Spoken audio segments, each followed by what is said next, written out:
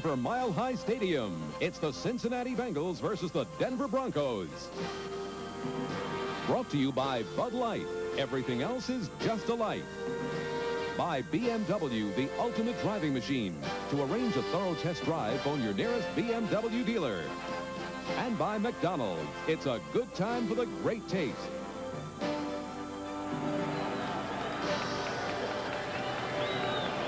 It's a day for snowmen in the Mile High City as the Cincinnati Bengals are co-leader at the outset of this day in the AFC Central Division, with Cleveland come to Denver's Mile High Stadium, where playing conditions are excellent, at least to start the game, despite upwards of 7 inches of snow. The pressure's on the Broncos, put on by the Raiders, who are going against the Eagles this afternoon.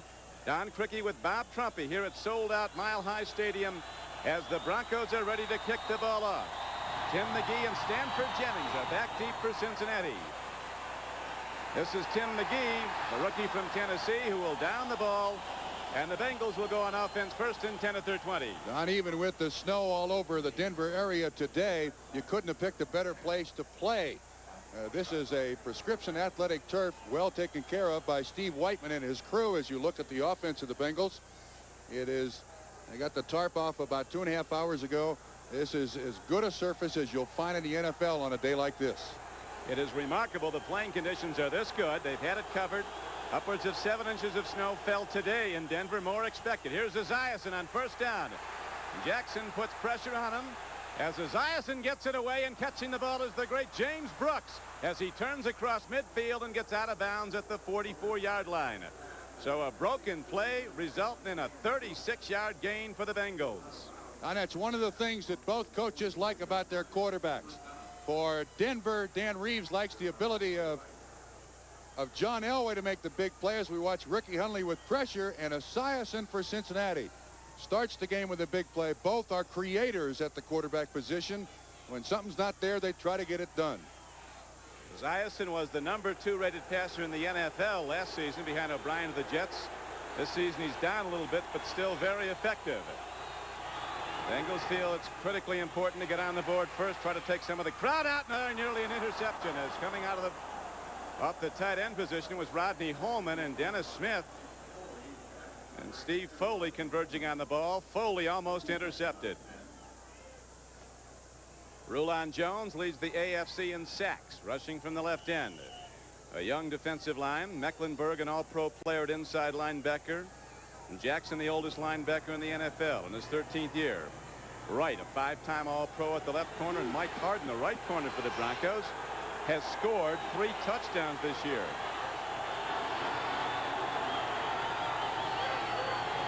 Running back interceptions and a fumble. Right now, pitch back goes to Bill Johnson, and he crashes into Dennis Smith. Fumble. Free ball.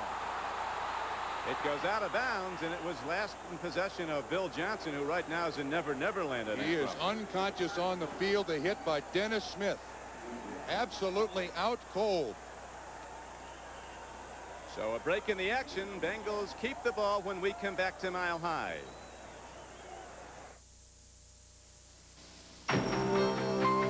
Call it character.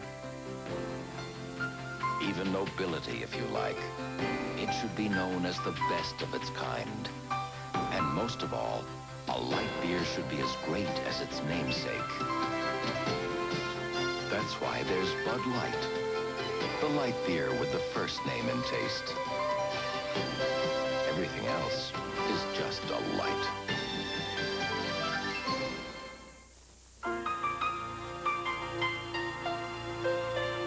How much longer till we get there? About 20 minutes.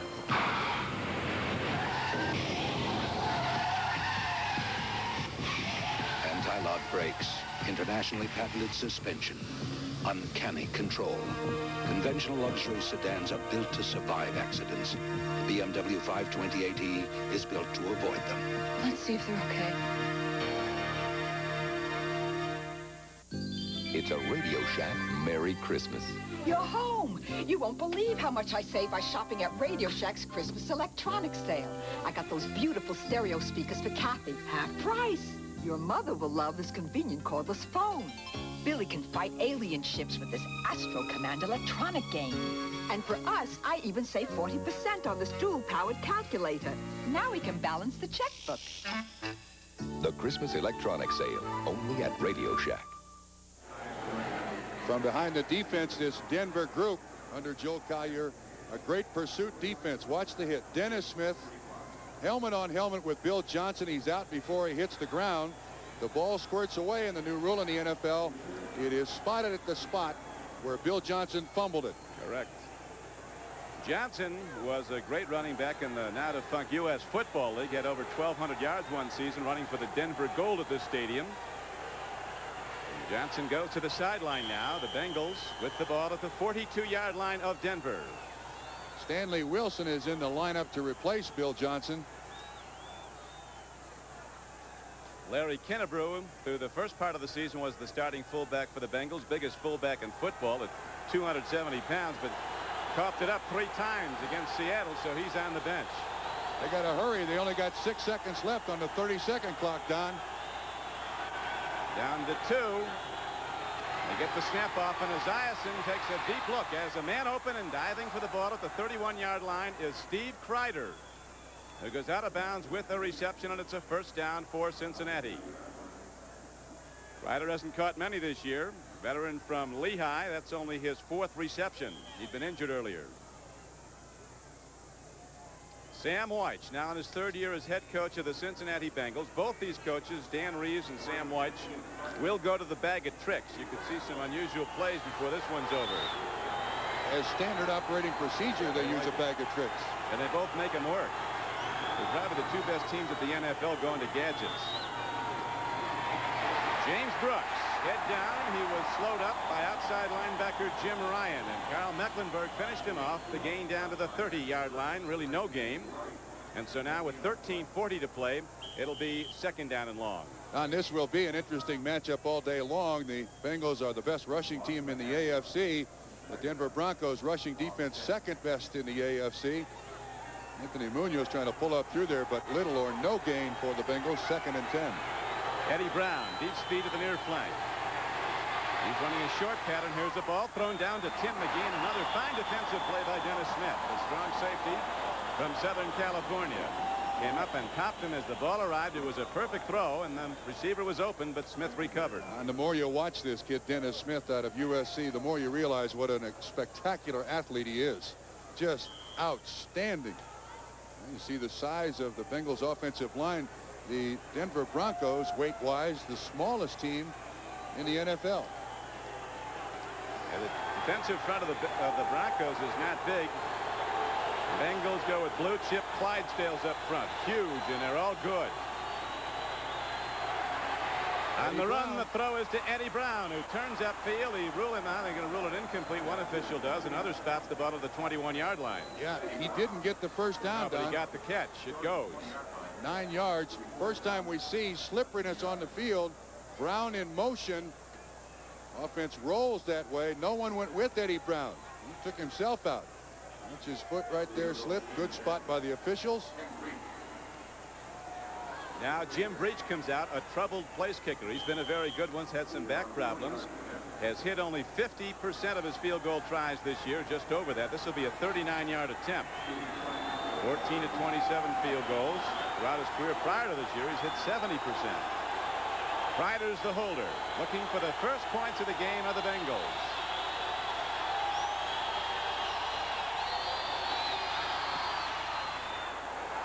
Jim Breach fails to deliver again, so Cincinnati gets the ball downfield but gets no points.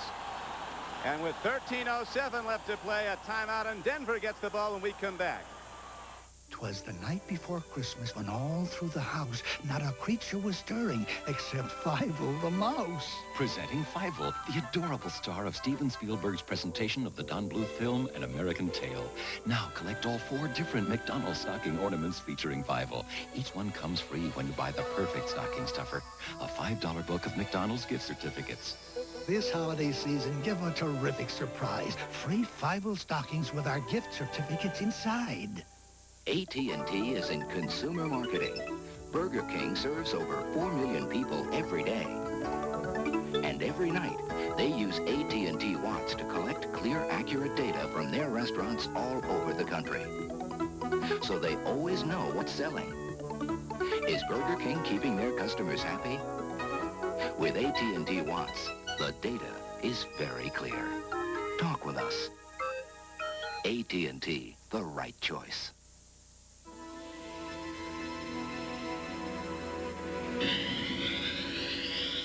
The BMW 735i is one of those rare luxury sedans engineered by driving enthusiasts. While other luxury sedans announce to the world you've arrived, the new BMW 735i offers you the considerable advantage of arriving a bit sooner. For a test drive, contact your local BMW dealer. L.A. Law's moving to Thursday with a new brand of justice. I got no problem with that. I'll see you in court. L.A. Law, following Night Court starting this Thursday.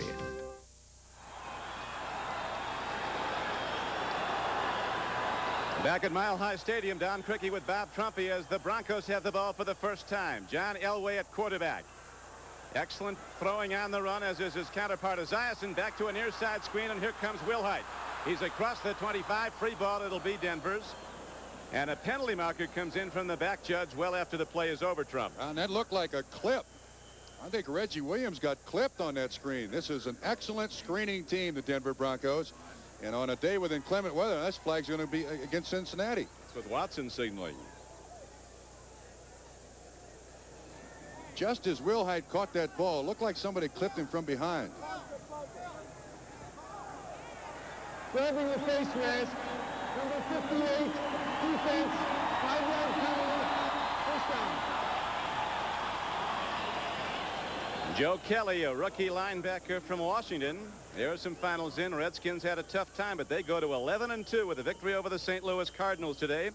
Buffalo holding to a 3-point lead over the Chiefs at Kansas City. Houston playing the Browns tough. They've gone to overtime at Cleveland Stadium. San Diego has sent Indianapolis down to a 13th consecutive loss. Denny Testaverde says he'll play wherever he's drafted, and he'll be drafted by the Colts. Handoff, straight ahead run, and the Broncos get some good blocking from the right side. Paul Howard and Ken Lanier as Gene Lang takes it out to the 38-yard line. On a first down carry, he got about 5. John Elway, the young firearm quarterback, the whole offense revolves around him. They don't get a whole lot from their running backs. Wilhite's having a good year, running the ball some, catching it a lot, returning kicks. Offensive line, not big, but a very cohesive, well-trained group. They play excellent football together. Don't give up a lot of sacks. It is now second down and a long 4 as they go back to the run. And this time the Bengals, who've been an improving team, Trumpy, in the recent weeks, are showing it here a little bit against the run. Last week they gave up an awful lot of yards in the first half, of Minnesota allowed the Vikings just 48 yards total offense in the second half. Stay primarily with that 3-man front. Good young linebackers. Carl Zanders having a big year. Reggie Williams, the one veteran. Billups, a rookie at cornerback, is the best one-on-one cover in the Cincinnati secondary. Fulcher's a 230-pound strong safety. He lays him out like a linebacker. Big hitter. See what the Broncos go now to on 3rd and short. Wilhite. First down and some more. Trap block up the middle, and Wilhite straight at the Cincinnati defense is out to the 48-yard line. Don, this is a team under Dan Reeves, the Denver Broncos. They try to isolate players. You can see Billy Bryan, the center, handling Tim Crumry. Also a good lead block by Gene Lang up through the middle there. And Wilhite has an easy pickup for a first down. Broncos offense has been having problems in the recent weeks. They've lost 2 of their last 3 games after winning 6 in a row out of the gate and 7 of their first 8. Broncos trying to control the ball on the run now. First down carry is good for just 2 yards to midfield. Sammy Winder, the leading rusher, has averaged just 30 yards in the last 3 games running the ball. Broncos started out the game with that screen pass. This is one of the best screening teams you'll find in the NFL. Elway is good at selling it, and they try to get the ball in the hands of great athletes like Winder and Wilhite. Break a tackle, turn a little gain into a big gain. Sam White and the Bengal coaches were looking for a lot of screens, but Elway's going to go deep now. Downfield, he's looking at Mark Jackson, a rookie from Purdue, who caught a lot of balls from Jim Everett, now of the Rams. And that'll bring up 3rd down and about 7. This defensive line of the Bengals going to have to put pressure on Elway. He moves probably better than any quarterback in the game today. Does not have to set up to throw it. Sometimes it gets him in trouble, though. John, for his career, has thrown 60 career touchdowns, 61 career interceptions. But he's been the best quarterback in the NFL from a winning standpoint over the past 2 seasons. And since he took over 3 years ago, he's 34-12 as a starting quarterback, 74% wins. Elway with a quick strike up the middle. First down, Denver. They get it down to the 39-yard line. Reggie Williams comes up and makes the pop on Orson Mobley, rookie tight end, and so the Broncos drive on. He's an easy target to find, too, at about 6'5", 255. Reeves runs the H-back offense. That is generally a tight end in motion, so his tight ends are a little bigger than the average run-of-the-mill tight end. They must block first, receive second. Clarence Kay now in the game at tight end, set to the left. First down and 10 for Denver. There's no score in the first quarter on a cold, snowy day in the Mile High City. Back to the trap blocking, and the good run by Wilhite takes it all inside the Cincinnati 35-yard line, where Crumry and Fulcher on the stop. And one of the secrets to that is handling the nose tackle. You see a good job by Bishop standing up Tim Crumry, the nose tackle. That creates the little seam in the defense. That's exactly where the running back went. Wilhite with 14 yards on 2 runs. We're in the first quarter. 8:48 to play in it. There's no score. Bengals drove down their opening possession and missed a field goal.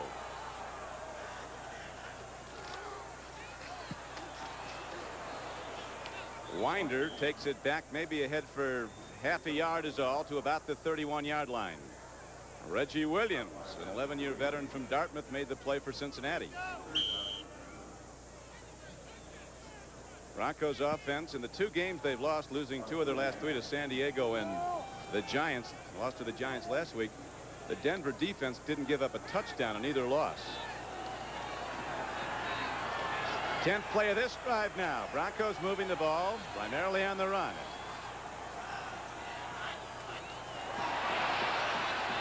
No markers as Elway stands in and gets time and hits Vance Johnson, who had the ball, and he's down to the 25-yard line. No catch. Rule it off now. They wave it off. That ball looked like it popped loose when he hit the ground. Elway's got plenty of time to throw here. Comes from the... There he is right there. 1, 2. I think that's a catch. We do have the replay official here. Dan Reeves is looking right at that play. It came right at him. Rich Carlos, the barefoot kicker who played collegiately at the University of Cincinnati, is on the field now for Denver. Now the umpire says, wait a minute, we're going to take another look. The rule in the NFL is if the second foot comes down and the receiver has clear possession of the football, that is a catch. Jack Reeder from the NFL office, a longtime official, is reviewing the tapes right next to us here. I think you're right, Trump. That's going to go as a catch. He lost the ball when he hit the ground. Jerry Markbart, the referee. Watch that second foot. One knee is just as good as the second foot. The ball comes out as he hits the ground. I think that goes as a catch. The play stands. Incomplete. 4th down. I don't understand. For the life of me, Dan Reeves and I agree. I don't understand. That's as clear, I thought, as you can possibly make it for a reception. Now in the snow and the cold, Rich Carlos ready to try a 49-yard field goal. He's actually kicking into a swirling wind. Not in there. Oh, got it. Just over. Rich Carlos, who's had some down moments here in Denver, delivers a 49-yard field goal. So the Bengals miss their field goal try. The Broncos hit. This baby will blow the doors off anything on the road, just like a BMW. Isn't she a beauty? BMW would build one like this. You think BMW has advanced technology? Listen to this. Your door is open. Huh? For about $22,000, you can own a BMW 325, or the hollow feeling of having settled for less.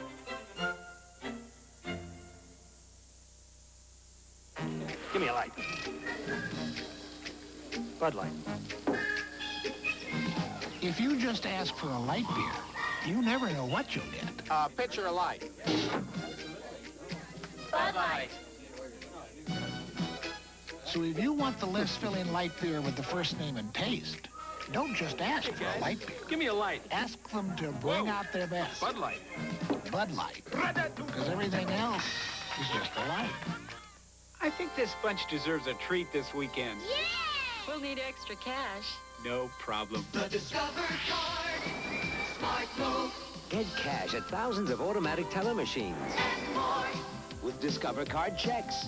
What's next? At largest Sears stores, coast to coast. Get the most. For cash 3 ways, this is the one. Smart move.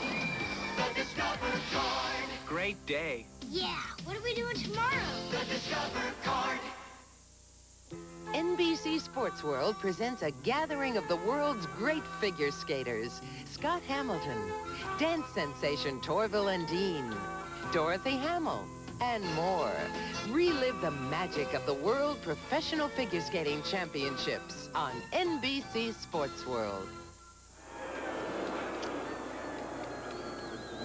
Watch how close this ball is to making it. The guy that catches the ball is standing right behind the goalpost, Don, from 49 yards. Yes, sir, it's good. Rich Carlos, barefoot and all, gets the Broncos on the board first. So the Broncos on their first possession go down the field, 11 plays, and hit the big field goal, and now Carlos kicks off. Stanford Jennings awaiting the kickoff at the 4.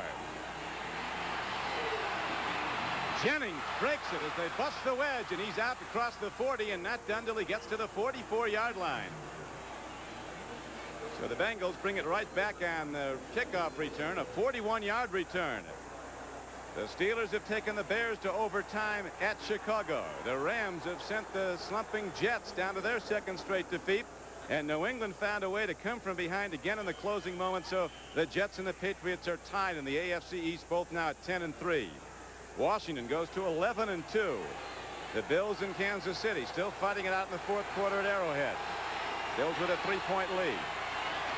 James Brooks, who does it all for Cincinnati, but not on that play. As the Denver defense sweeps in, Hundley led the charge, and cornerback Mike Harden was there also.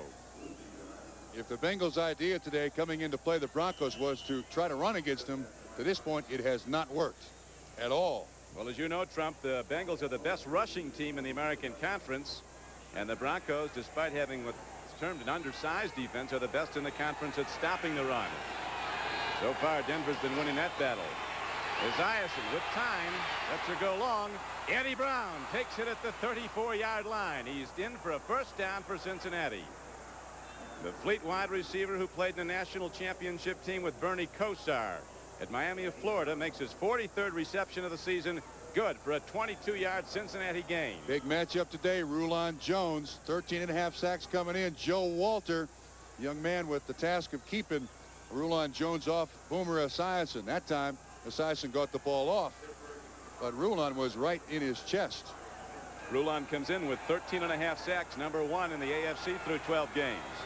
Now the Bengals starting to mount a challenge. They trail Denver 3-0. Stanley Wilson, a quick back as the lone setback. Play fake to him. Esiason gets it to Holman, his tight end, and he's down to the 20-yard line for a 14-yard gain and another Bengal first down. Tom Jackson, the man in coverage, Don, as you mentioned earlier, the oldest linebacker in the NFL, still plays like a pup. I don't know where he gets his energy, but TJ can still cover anybody out there that time. Nice little roll by Cincinnati, and just the foot speed of Rodney Holman was the cushion that Boomer Esiason needed for the completion. 14th season for Jackson. Loves to play the Raiders. Says he'd play them at Mile High or the Coliseum or in a parking lot. Like to play him every week. Most would not. 5:30 to go. First quarter. Snow and cold at Mile High. Broncos lead 3-0. Bengals are driving, and here's the very quick Stanley Wilson from Oklahoma, driving into the end zone for a touchdown. What happened? Stanley Wilson, a comeback story from drug rehabilitation. He has played some tremendous football for Cincinnati, and Wilson scores his 6th touchdown of this season, really taking the Bronco defenders with him into the end zone. Well, they ran right at Rulon Jones. And he was through there so quickly it looked like somebody missed an assignment or slipped, but nobody did. Offensive right side of the Bengals, Joe Walter, Max Montoya, Remington up front. Got the job done. And so the Bengals get down the field, and with 5:19 to play, they take the lead 6-3. For that time, the #1 rushing offense in the American Conference breaks through the best at stopping the run. Jim Breach hits the point after, and it's a 7-3 game. The Bengals are in the lead, and they'll kick it off when we come back. Don, now we can see what happened. Watch 98, Ricky Hundley, the middle linebacker. This is an even defense. You see James Brooks go in motion. We'll show you the replay in just a second after the kickoff. Back to live. Here's the kickoff. Ken Bell, a rookie from Boston College, breaks it up the middle for Denver and gets the ball out to the 36-yard line. Carl Zander brought him down. Backing into the touchdown. Watch 98. When Brooks goes in motion, Ricky Hundley stays there. You'll see a double and rub. Joe Walters comes out. Hundley stops. Stanley Wilson, a 20-yard touchdown run. That's the first rushing touchdown the Broncos defense has allowed in the last 5 games, Don. We're getting into some high-tech football now. Double and rubs. Oh, double and rub. That goes back to Vince Lombardi. Double and rub worked it, and Stanley Wilson was in on the payoff end. It's now a 7-3 game, Cincinnati. Broncos with the ball. 7 inches of snow earlier today. The field was covered and is in excellent condition. Pitch back to Wilhite. And he turns the corner. And Gerald Wilhite is all the way down inside the 45-yard line and down to the 44. Fulcher finally makes the tackle after a 22-yard gain. Turnabout fair play. Almost the identical sweep. See Winder on the lead block. Nobody touches Wilhite. He gets to the corner. Joe Kelly, 58 of the Bengals, gets captured inside. Big pickup by the Broncos, who are running the ball well today. I'm sure that's exactly what Dan Reeves wanted. Wilhite is a former #1 draft choice. He had some unproductive years. This season he scored 8 touchdowns, 5 running the ball and 3 receiving. He's gained 36 yards today on just 3 carries. Broncos trailing 7-3. Wilhite again. He can throw it. He's looking to. Hey, the tight end can't get to the ball at the 16-yard line. Clarence Kay was fined for forgetfulness. Some pretty big fines. He was forgetting to come to practice. In overtime, the Bears go to 11-2 as they beat the Pittsburgh Steelers 13-10. Buffalo makes it final. Bills win their 4th game, beating Kansas City. On the road, too. Nice. That's right. They would have tied the record or broken the record for losses on the road. Marv Levy, the new Buffalo coach, going back to beat the team that fired him. Raiders out in front of Philadelphia, and Atlanta surprise leader over the Dolphins at Miami. Elway on 2nd and 10. A fastball that's off the shoulder pads of Vance Johnson. Well, that ate him up. That's one thing about John Elway. Throws the ball so incredibly hard that the receivers have to be ready. When it's cold, that ball is like a brick. But you can see Vance Johnson doesn't get his hands up in time. And when you try to catch that ball with a body, there is no cushion at the body. You get your hands out there in front of you, and your hands can carry the ball back to the body. You make the catch. Elway's the best running quarterback in pro football also. He's averaging almost 5 yards a rush. Completing 56% of his passes this season. 13 touchdown throws. He's been intercepted 9 times, but he hasn't thrown a TD pass in almost a month. Does very well to get that ball away to Vance Johnson. They ruled it incomplete at the 42-yard line, and it brings up 4th down and 10. So the offense comes off for the Broncos. That time the Bengals used Emmanuel King to drop off in coverage. Eddie Edwards and Lewis Billups, the cornerback, on the blitz. That's what you got to do nowadays in the NFL. If you don't have a Chicago-type defense, you got to trick them with blitzes. They've had punting problems in the Mile High City. Mike Horan, a former Philadelphia Eagle out of Long Beach State, won a tryout contest. They had about 5 kickers in, and Horan is now the new place kicker, or the new punter, replacing Chris Norman. He's the 3rd punter this season. Jack Wheel started the season. Norman was cut in the summer. They brought him back. Now he's gone again. Horan shows good hands and gets the ball downfield, angled nicely. It'll go out of bounds inside the 20-yard line. Watch the official walk up the sideline now. He tries to sync up with Jerry Mark right where it goes out, about the 16.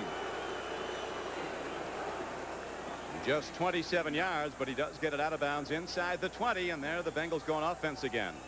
Keith Bishop is the punt snapper for the Broncos. Normally very, very good at this, but the snap is a little low. Moran does an excellent job of handling it.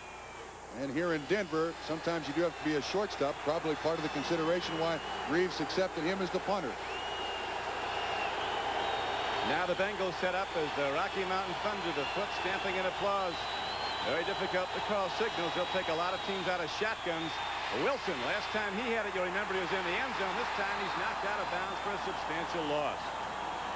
Mark Haynes in the defensive secondary of the Broncos came over to make the play. Looked like Tom Jackson was in there almost to take the handoff. 57 of the Broncos was in the backfield. Destroyed the timing of the play. Stanley Wilson basically had no place to go.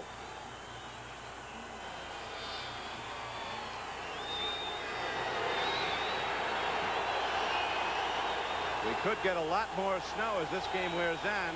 Highways outside of Denver, we're told, have been shut down. Here is the handoff straight up the middle on a 2nd down and 15 run.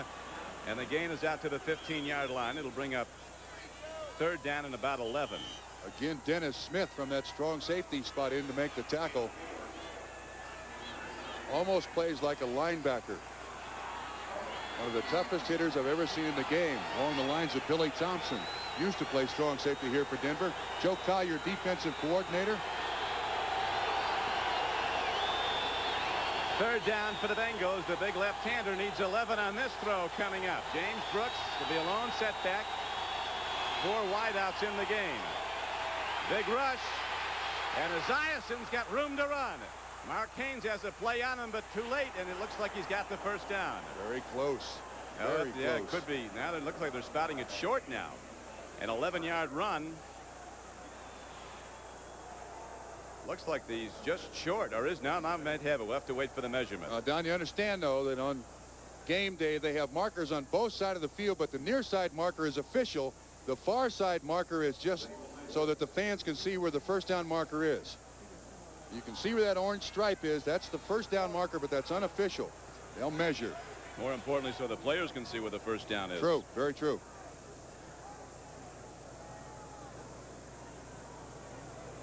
Game clock shows 3:13 to play.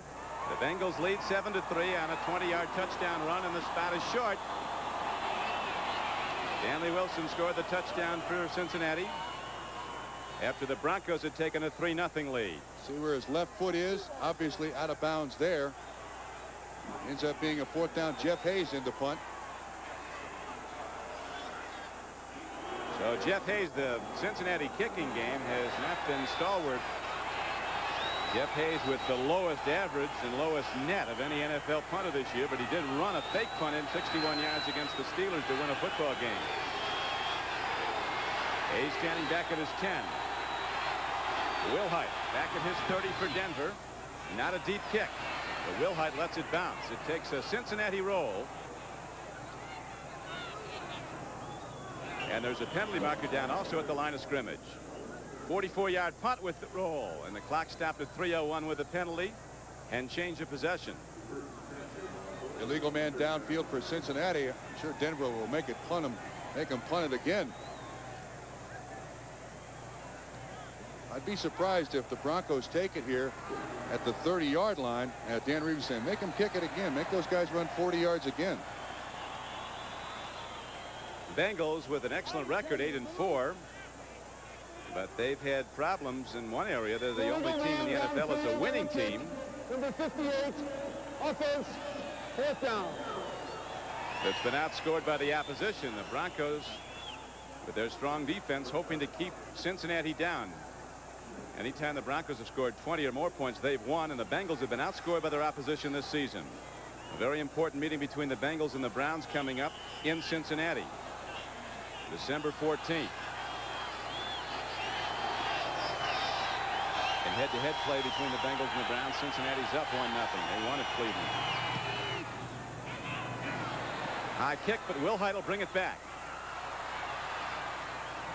So they do indeed get more yardage if they make the Bengals punt again. The ball is out to the 48-yard line now of Denver. 37-yard punt, a 5-yard return. It's almost an 18-yard gain by Denver. This Denver's situation, the Raiders breathing down their neck. This is a must-win situation. And when it comes down to the tie-breaking procedure, Denver already has 2 wins against the Raiders.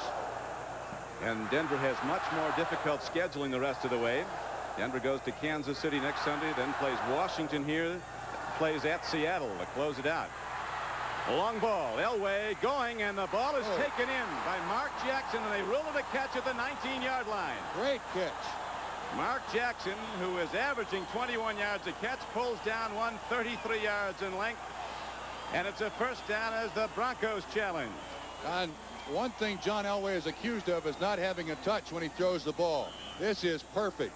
He puts the ball up just enough to get it over Lewis Breeden, 34, into the hand of Jackson. 33-yard reception. That's an outstanding pass and catch. 26th catch of the year for the rookie from Purdue.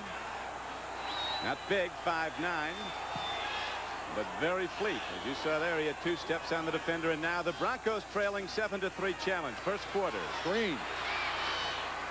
Wilhite down to the 15, maybe the 14-yard line. Got close to 5. Crumry and Fulcher were on the stop for Cincinnati. What Denver does so very well offensively is spread out the defense. They had Mobley way out wide. Wilhite, you can see, sells the screen. Looked like he's pass blocking. And Crumry, the nose tackle, and Fulcher assist each other on the tackle. But it's a nice pickup. Best screening team in the NFL, Denver Broncos. Sam White, the Bengal coach, was worried about that. They were expecting, what, 11 or 12 screens to be thrown, looking at the tendencies from computer printouts in past games. Now they go to the run, and Wilhite, behind the lead blocker, takes it down to the 10-yard line. On a 2nd and 5 play, he got 4. It'll be 3rd and short. He's down, too. Looks hurt. It'd be a big loss for Denver. He's accounted for over 1,000 yards with his receiving, rushing, punt returning. So while Gerald Wilhite of the Broncos is attended to, a look at the scoreboard with 1:50 to play here in Denver, and the Bengals leading 7-3. Atlanta continues to lead the favored Dolphins 10-0 at the Orange Bowl now in the 2nd quarter. The Eagles have come back to tie the Raiders in the 1st quarter at the Coliseum in Los Angeles. Raiders scheduling their way the rest of the way. They have a tough one at Seattle next following the Eagles, but then they're at home to play Kansas City and Indianapolis. Bengals no slouch of a season either. Denver, a division leader. They play New England, the only 2nd place team in the AFC for the remainder of the season. They play Cleveland, who also shares in the lead in the AFC Central, and the New York Jets. Wilhite looks fine. And he's had a lot of yards today, Trump. He's rushed for 40 yards. He has caught 2 passes for 13 more and has a punt return for 5. 58 yards offense and return yardage for Gerald Wilhite, who leads the Broncos, you're pointing out, with over 1,000 for the year.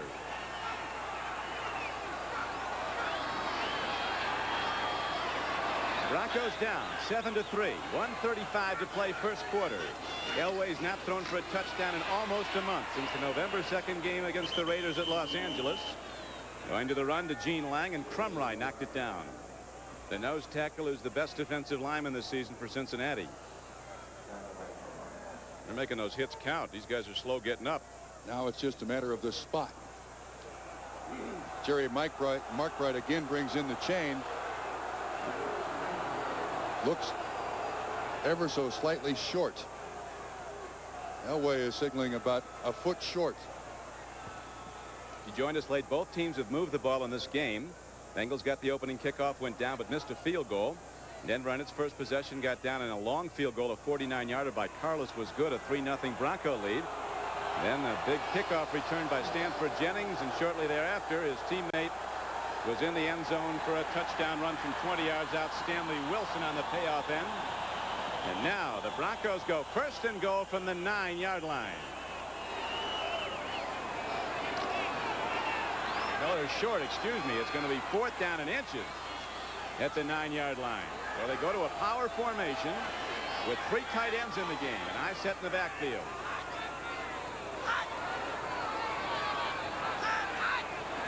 They're trying to draw him off.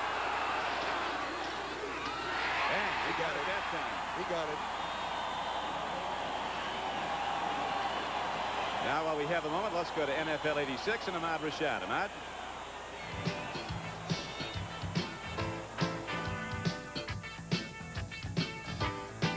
All right, Don, in Cleveland, Mark Mosley, who was just signed this week with the Browns, wins it for Cleveland with this 30-yard field goal with 22 seconds left to go in overtime. Final score, Cleveland 13, Houston 10. Thank you, Ahmad. So the Browns put the pressure back on Cincinnati as now Winder takes it at the Bengal defense, and he's down to the 5-yard line. On a 1st and goal run from the 8, he got 3. Crumry again made the stop, primary hitter for the Bengals. Browns go to 9-4. Bengals with very tough scheduling at New England, then home to play Cincinnati and close out at home against the Jets.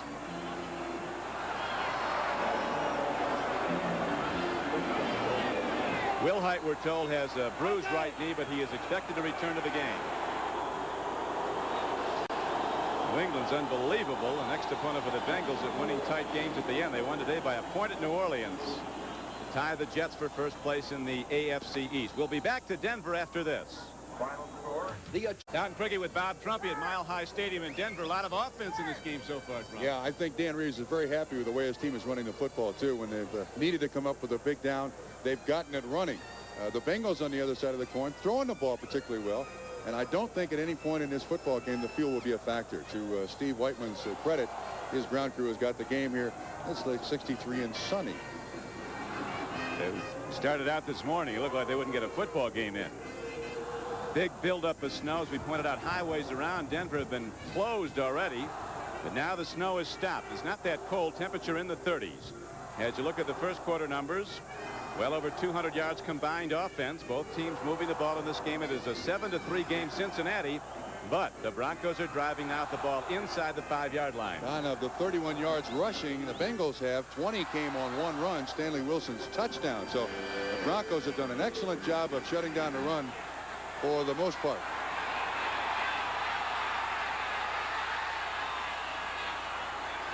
Denver with a spread formation. Elway pumps it, throws it, touchdown Broncos.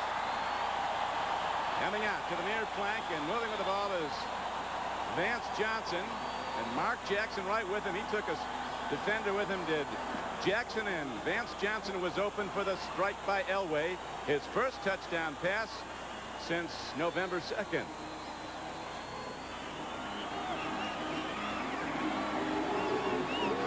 You can see it's Johnson that comes in motion. When he builds up that foot speed, the defender can't stay with him. Louis Breeden, 34, the closest man. Jackson does a good job getting the other defender deep. An easy 6 points.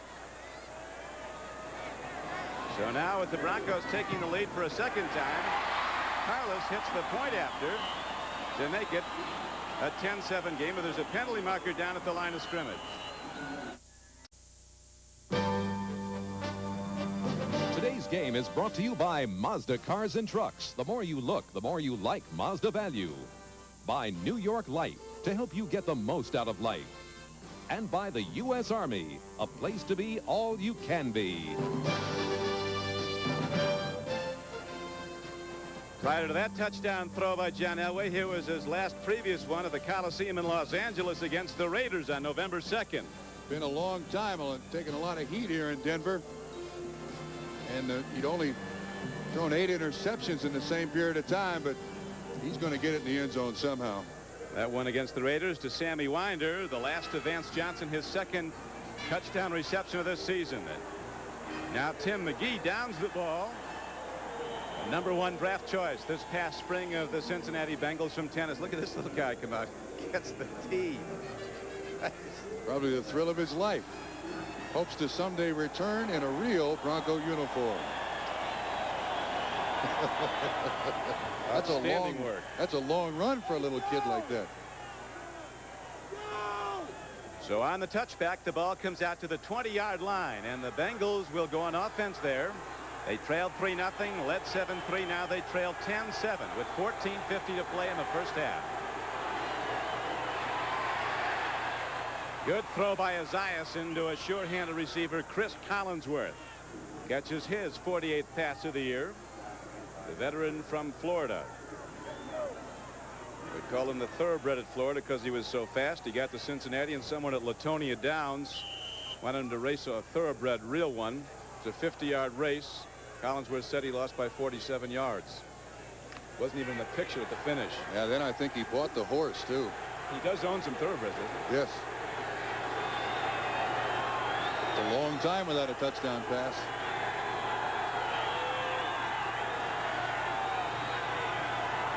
Esiason can get it downfield in a hurry. He's got the long arm to it. Here is Stanley Wilson. They key on him after earlier in this game, you'll remember, Stanley Wilson broke one up the middle for 20 yards and a touchdown.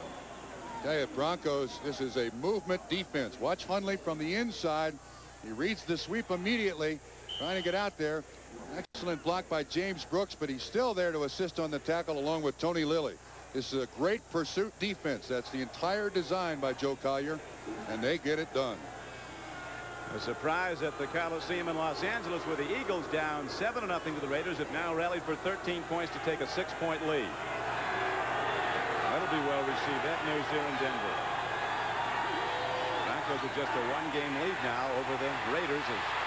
A throw and a catch goes to Rodney Holman, and the big tight end is across the 40. He has a first down. Very difficult pass for a left-handed quarterback to throw. Rolls right, then sets up, throws it back left. It ends up being an 11-yard pickup. There's a lot for Boomer Esiason to do here. Holman kind of gets lost in the shuffle. Another bag of tricks play by Sam White. It works. Esiason has passed for 115 yards so far in the game. It is 10-7. The favored Broncos are in the lead.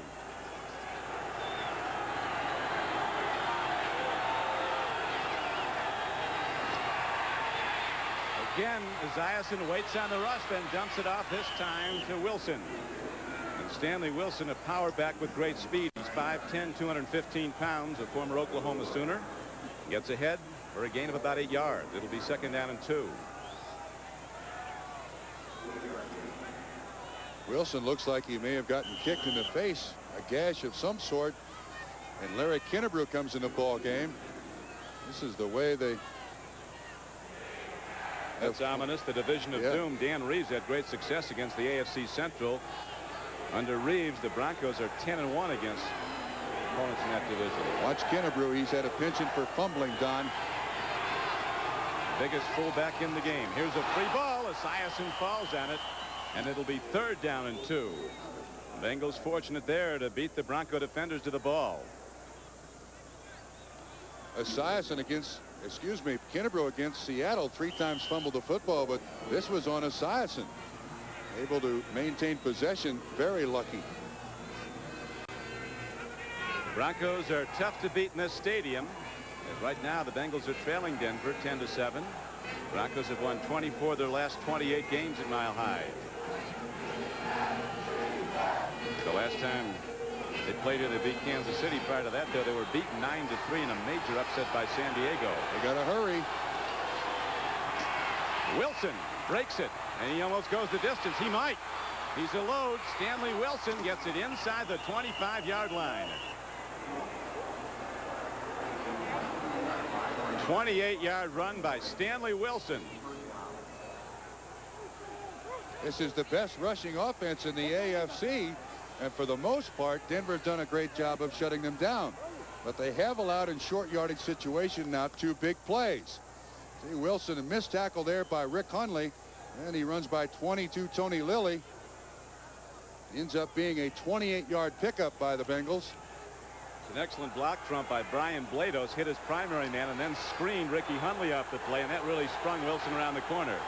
Stanley Wilson with 46 yards and 5 carries. 1 for 20 yards, and the Bengals only score. It's a 10-7 game, Denver.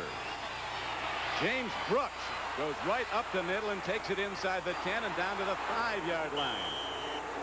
So this top defense in the conference against the run is getting busted wide open by the huge offensive front of Cincinnati. 18-yard pickup. He's the 2nd leading rusher in the AFC behind Kurt Warner.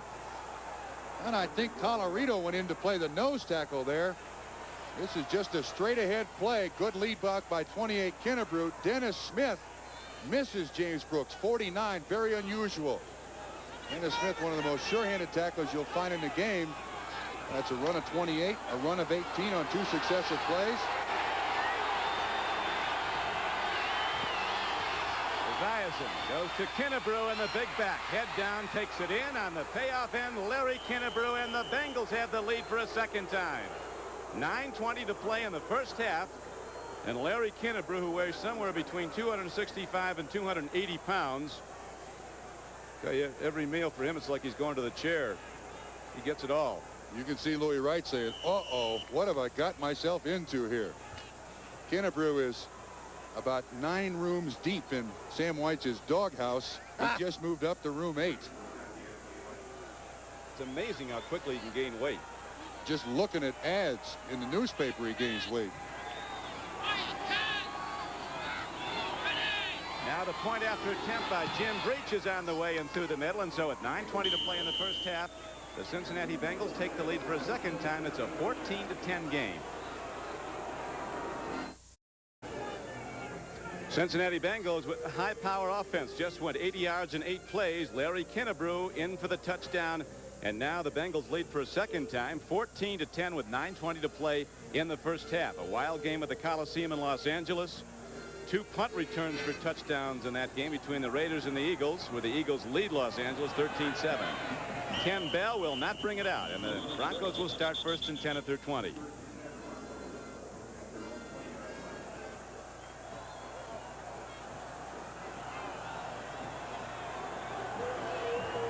Denver under the gun from the Los Angeles Raiders. A game of momentum. The Jets, with a 10-1 record, and now beaten badly their last 2 games, scoring just field goals in a rout loss at Miami, a 45-3 loss, and only a field goal today as the Jets were beaten 17-3 by the LA Rams in the Meadowlands of New Jersey. And with another close win for New England, there's a tie in the AFC East at the top. Looks like another screen here, Don. Winder, his wisdom, both hands on the ball. Taking it right at the Cincinnati defenders. Crumry again was on the stop. And once again, Orson Mobley lined up way out wide. Last time they ran that formation, that's when they ran the screen. You can see they do an excellent job of rolling out number 70, Scow. Running back right up through there for about a 5-yard gain. John Elway does not have happy memories, as you know, Crump, of the Cincinnati Bengals. Last time he played against him, he went out with a shoulder injury, and Ross Browner got him. Now it's 2nd down and 5. Elway with a nice throw to Watson downfield out to the 37-yard line. It's a first down, Denver. Watson, who hasn't caught a lot of balls, only 3 receptions in his last 4 games leading up to this one, makes a first down catch of 12 yards. He runs an excellent pattern here. The ball is thrown before Watson turns around. Lewis Breeden in coverage 34. Elway's got a man firing right at him on the blitz. Stands right in there and makes the completion for a first down. That's just beautiful. When it works like that, the way the coaches draw it up, it's almost unstoppable. Elway's coming off a tremendous game against the Giants, albeit a losing effort for Denver, when he recorded career highs in completions and rushing yards. He led Denver in rushing last week at 51. Now working hard upfield on a first down carry out to the 41-yard line is Sammy Winder. He'll bring up a 2nd down and 5, 2nd and 6. Outside linebacker Reggie Williams responsible for pursuit. Once he sees where the play goes, laterally across the line of scrimmage, there to assist on the tackle on Sammy Winder. A pickup of about 3, 2nd and 7. The snow, which was very heavy earlier today, has lessened now. In fact, it stopped altogether. Playing field in excellent condition.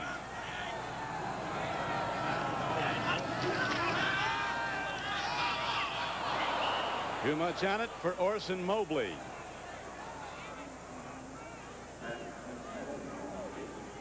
In that Philadelphia Raider game, Garrity ran back a punt for the Eagles. Fulton Walker ran one back 70 yards for the Raiders. And Philadelphia's holding to a 13-7 lead over the heavily favored Raiders, and an equally big upset in the offing perhaps at the Orange Bowl, where Atlanta continues to lead Miami 10-0. Lead's been changing hands here in Denver, where now the Bengals hold a 14-10 lead over the Broncos.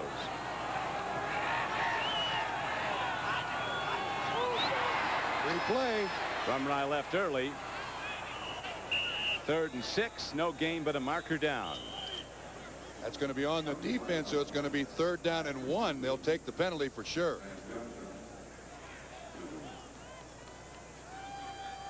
Offside, number 70, defense. Jim Scow, pass rusher for the Bengals. He's lined up closest to the football. All he's got to do is watch it. Look, he's staring right at it. And he jumps. So as opposed to 4th down and Denver has to punt, the drive stays alive, and Denver's done an excellent job of 3rd down conversion so far in this first half. Right now they have a 3rd and 2 coming up. They're 2 of 5 in 3rd down conversions.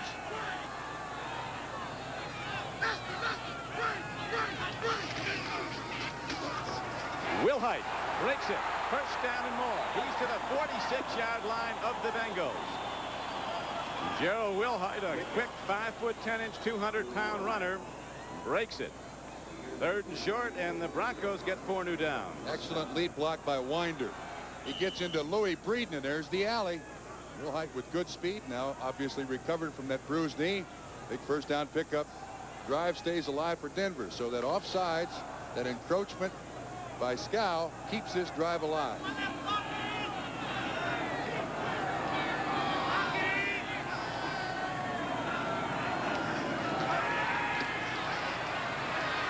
Elway to Wilhite on 1st down and 10, a short gain, but it is a gain under pressure as he advances the ball with the reception. Gerald Wilhite's to the 43-yard line of Cincinnati.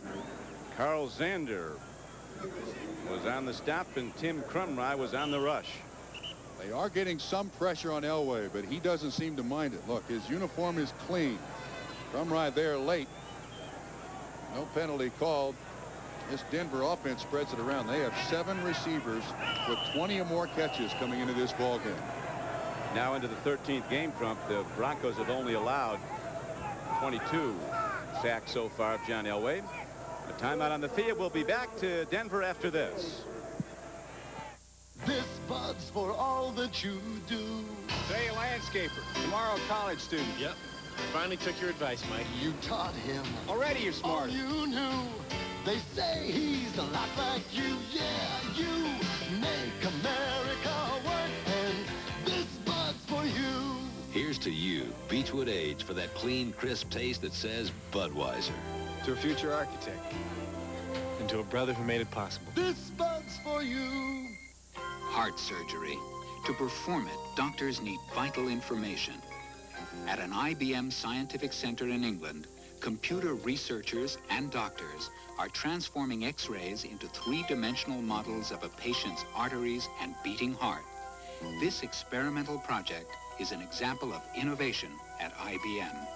And it could be another way computers help doctors save lives. The time, right now. The place, your Mazda dealers. The event, Goodbye 86. We're saying goodbye with good buys on all our 87s, 323s, 626s, even our X7s. And right now, special factory cash incentives can save you hundreds on 87 B2000 trucks. Buy now while sales tax is still deductible. But hurry, the end is almost here. So visit your Mazda dealer for a good buy now. Don't let time run out. Next Sunday, the NFL plays here when the Jets battle the 49ers. Before your team takes the field, our team hits the air. NFL 86. Back at Mile High Stadium, the Cincinnati Bengals lead the Denver Broncos 14-10. And the Bengal offense, Bob Trumpy's been doing a good job breaking some big plays against a very good defense. Yeah, but Dan, I'll tell you, big games against big opponents come down to little plays. And that offsides by Jim Scow extended his drive now for Denver. Denver now has an opportunity to really take advantage of the mistake by the Bengals. And when you play great teams, division leaders, you can't make those mistakes. Now the Broncos go to the shotgun. 2nd down and 7, ball position, 43-yard line. A blitz is picked up. They got Fulcher, the strong safety, who was coming. And Mark Jackson makes another terrific play for the Broncos. The rookie pass catcher plants both feet, takes the ball in, 16 yards, and a 1st down for the Broncos. And the secret is he catches it with his hands. Now the Bengals come with a blitz. They're taking a chance. Elway has a second to set up, and that's all he needs. See the hands catch? Ray Horton, number 20, the closest man in coverage. Again, perfect timing on the pass. Ball thrown before the receiver looks. The defender can't stop it. Temperature in the mid-30s. As Elway, with that lightning throw, this time dumps it off, goes to Sammy Winder, putting on moves and pays the price as a linebacker pulls up from the zone to make strike on him. Carl Zander and Joe Kelly, the inside backers, both got him. But there's a gain on the play of about 7 yards as the Broncos now mounting a challenge to perhaps take the lead back. I never thought these two teams would have a seesaw battle. One take the lead, the other one take the lead. Back and forth now, 14-10, 24 points scored. Obviously the weather's not bothering them. They're into the game now, probably very comfortable out there temperature-wise. Watson, who has been a great deep receiver for Elway, but not much in recent games, is on the near flank. Lower portion of your screen. Winder on a draw. Bengals wait for it on second down and about 4. They make the stop short of the first down. Fulcher, a huge, strong safety at 230 pounds, stopped the run. Again, we'll feature Bryant and Bishop, 64 and 54, dealing with Crumry. He gets double teamed all day long, Crumry does. Bishop, one of the outstanding guards in the NFL, gets very little attention. Crumry, same is true as a nose tackle. Broncos come in 9-3, but they're still smarting from an 11-5 finish a season ago when they failed to make the playoffs. 10th play of this drive coming up. Third down and the long 2. Jackson. Elway going for it all. Has a man. It's caught for a touchdown. And again, Mark Jackson comes down with the ball this time for his first touchdown reception in the NFL.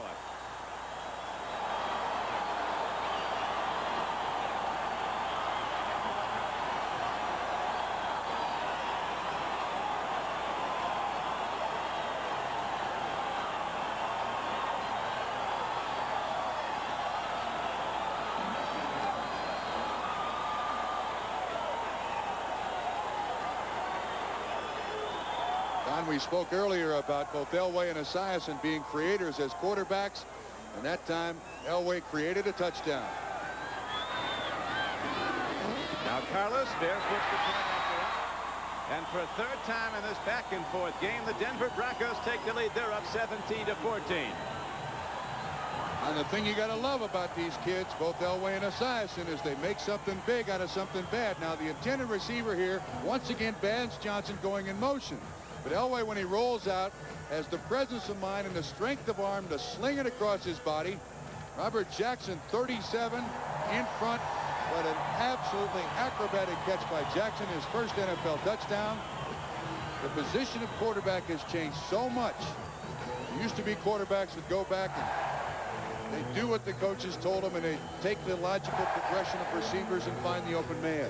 Now with that class of 83, these guys are artists.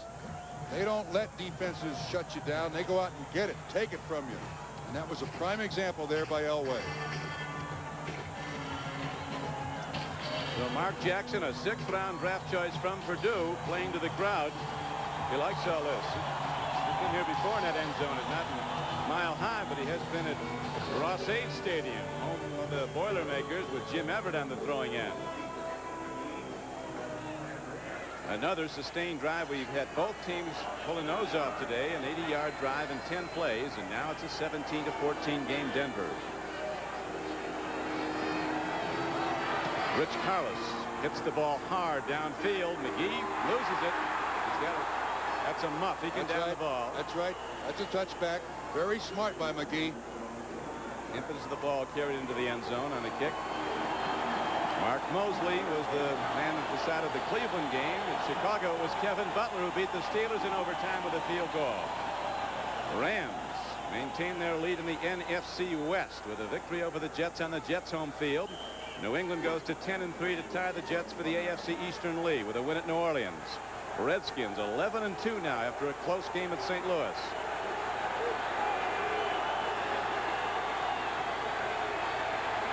Esiason out-patterned to Holman as tight end. And they'll rule him out of bounds at the 26-yard line. Second down and 4 coming up.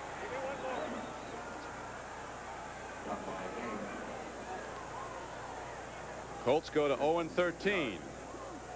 3 games away from Vinny Testaverde. I might as well go there and get an apartment now. Okay, this is the thing that surprised me today for the Bengals. Those big plays are allowed by the Denver Bronco defense, very much out of character for the Bronco defense.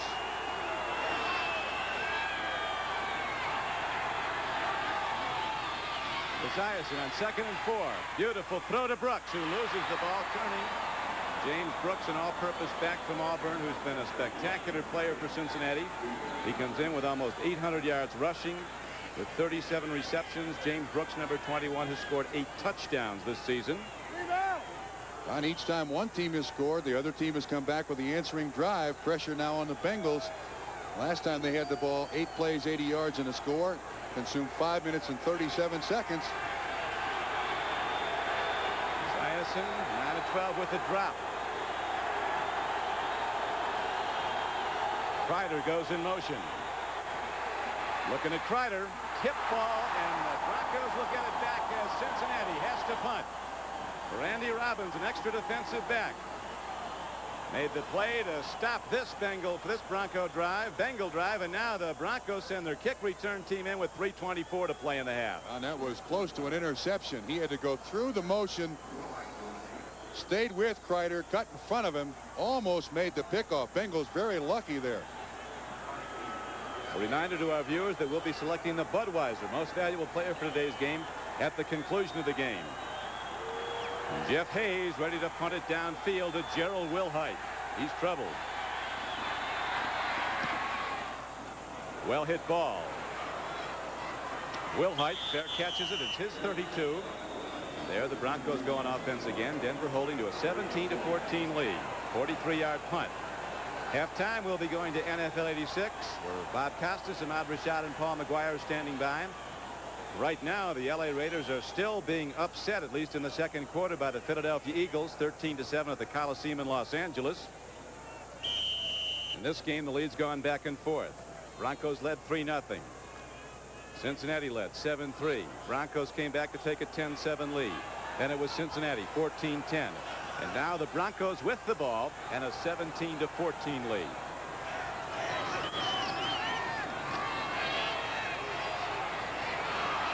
Out pattern to Winder, and Sammy Winder's going to be very close to a first down. Lewis Breeden covering on that side made the play, but 9 yards downfield.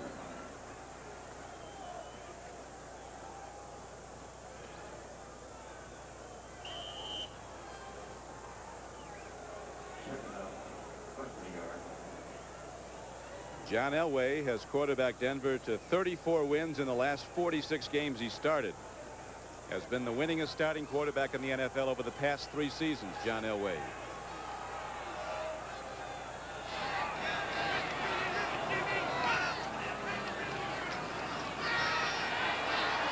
Again, they give him time, and there's that rocket arm. But the coverage is right with Jackson as Mark Jackson ran the fly pattern and incomplete at the 5-yard line. Offensive line of the Broncos doing a good job picking up the stunting pass rush. The Bengal rushers, they're coming hard, changing direction as they come, but the Broncos have not been fooled. Well, that was close. Jackson with tremendous foot speed almost outran the coverage by Robert Jackson's 37, Lewis Breeden 34. If you're a Bronco fan, Denver is 9-0 when they score 20 points or more, have been in the 1986 season. They are tremendous, and with 17 points on the board, looks pretty good for them, wouldn't you say? This game looks like it might have a lot more scoring, though. Both teams have moved the ball well. Winder's the deep back in the eye set on this 3rd and 1 play. Winder. Paid the price. I don't know if he got there. He did. He got there by the nose of the football as the game clock is down to 2:56 to play in the first half. Ross Browner shot the gap and made the stop. It all comes down to the spot of the football. Looked like Ross Browner, 79, made the first contact, and 56 Simpkins in there. And Jerry Markwright says 4th down. So Haran into punt. So the replay shows how they stopped it. Our producer today for NBC Sports is George Finkel. Our director, Richard Klein. We're down to 2:50 and running. The Broncos ready to punt the ball. They're holding to a 17-14 lead. In the local papers, Denver came in as an 8-point favorite.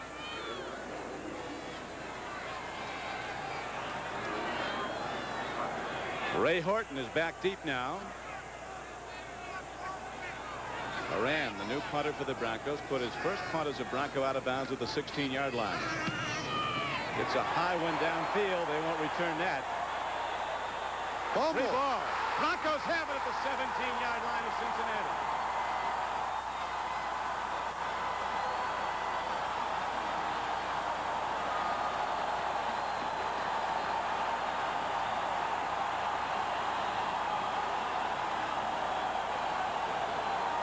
Simon Fletcher, a rookie from Houston, a defensive end who's one of the fastest players on the Denver team. Down to recover it as Horton just let it tear him off his chest. Moran kicked that ball into the wind. And I think it surprised Ray Horton. He had to back up on it. That's the worst thing a punt returner can do. The first turnover of the day for the Denver Broncos. Broncos going with double tight ends. One wide receiver, Watson. Wilhite takes it at the Bengals. He's down to the 11-yard line of Cincinnati. As you see the game clock wind down to the 2-minute warning. Now's the time for Denver to take advantage of that defense. They just came off the field. And it, oh no, from the sideline walk out there. Broncos got a chance to put that 20th point on the board. So the Broncos challenge for another score, and we'll be back after this. This has been the history of the Broncos, Don. Have the defense turn the ball over for you and give the offense a short field to score.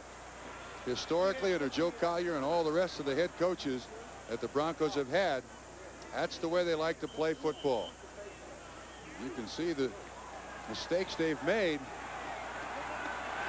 John Elway has come out of his touchdown pass slump today. Had not thrown one since November 2nd, almost a month. He has 2 TD throws today, and he could be going for a third right now. It is 2nd down and 4.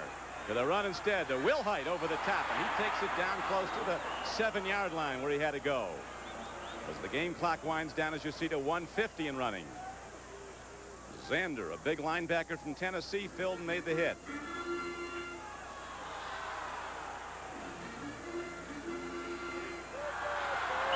The Broncos getting very good thrust off the snap of the ball from their offensive front. They haven't converted it yet. They're still 3rd down and what appears to be inches, and Elway wants a timeout. He wants points here at the end of the half, and I don't blame him. Very important. We've had 1 turnover, and that's given Denver the ball down close right now. Back after this. For some sideline counsel with Dan Reeves, the winningest coach in Denver Bronco history, now in his 6th season. He's been to the big game 5 times to the Super Bowl as a player or coach. Of course, was with the Cowboys for 16 years as a player and later a coach. Broncos last week shortened their offensive game plan. It pleased John Elway to no end. They performed offensively an awful lot better. Elway had season high 336 yards passing, was 29 of 47. Those are both career high numbers. And the choice now for Dan Reeves, do you make sure you get the first down, and then you're going to be 1st and goal. You got 2 timeouts left. I go for the first down here. They've been packing Mile High for 17 straight seasons now. It seats 76,332, and there's about 60,000 people on the waiting list. They like the Broncos. Right now, the Broncos are threatening to extend their lead. They're up by 3, 17-14. 3rd down and less than a yard. Elway looking into the end zone. Fastball. Touchdown. Sammy Winder fields the ball just off the grass. And they ruled it a catch and a TD. That ball looked like it skipped. Winder was uncovered in the corner of the end zone, but that ball looked like it skipped. I don't think John Elway could believe he was open. See, he's looking down in the end zone. All of a sudden out to Winder in the flat. Well, we can't really see it. The official, I don't think, can see it either. It's going to stand. Denver scored their 20th point.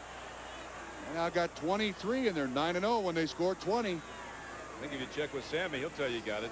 Absolutely. Points are up. Now 23-14 game, a 24-14 game. So the fumble was expensive for Cincinnati. They trail by 10.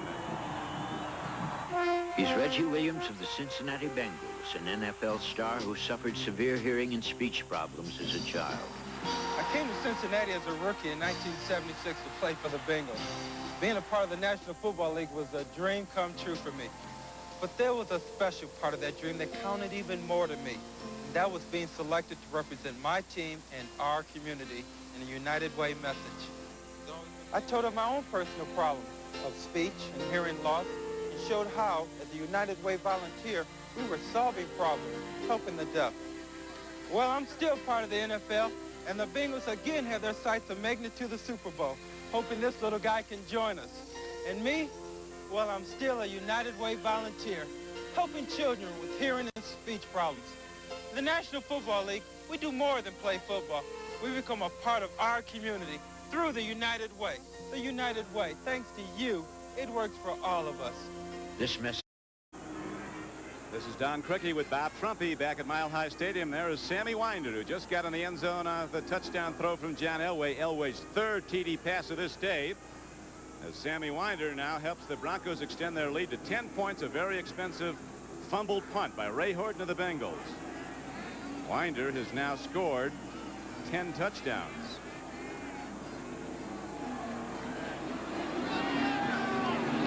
Rich Collis kicks the ball off for the Broncos. McGee, a flyer from Tennessee, is going to bring it back.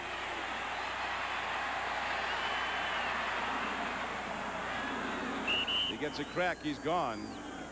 But good special teams coverage by the Broncos shuts him down. And now let's see what Esiason can do, Trump, with 1:13 to play in the half. Two things have happened in the latter stage of this second quarter. A penalty on Jim Scow extends the drive for Denver, and they score. And then the fumbled punt return by Ray Horton, and the Broncos score.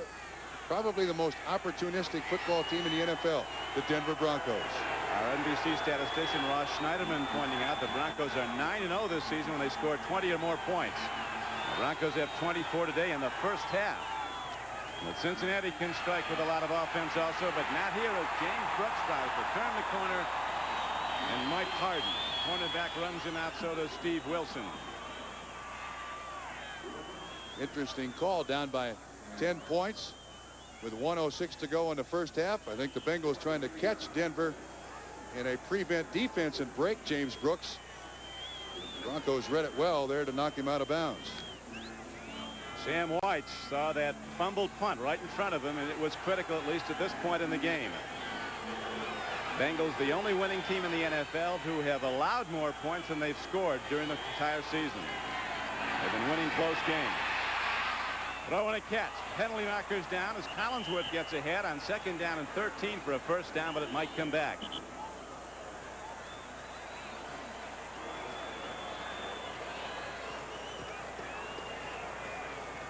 A holding call against Cincinnati with 59 seconds to play in the first half, and Denver holding to a 24-14 lead.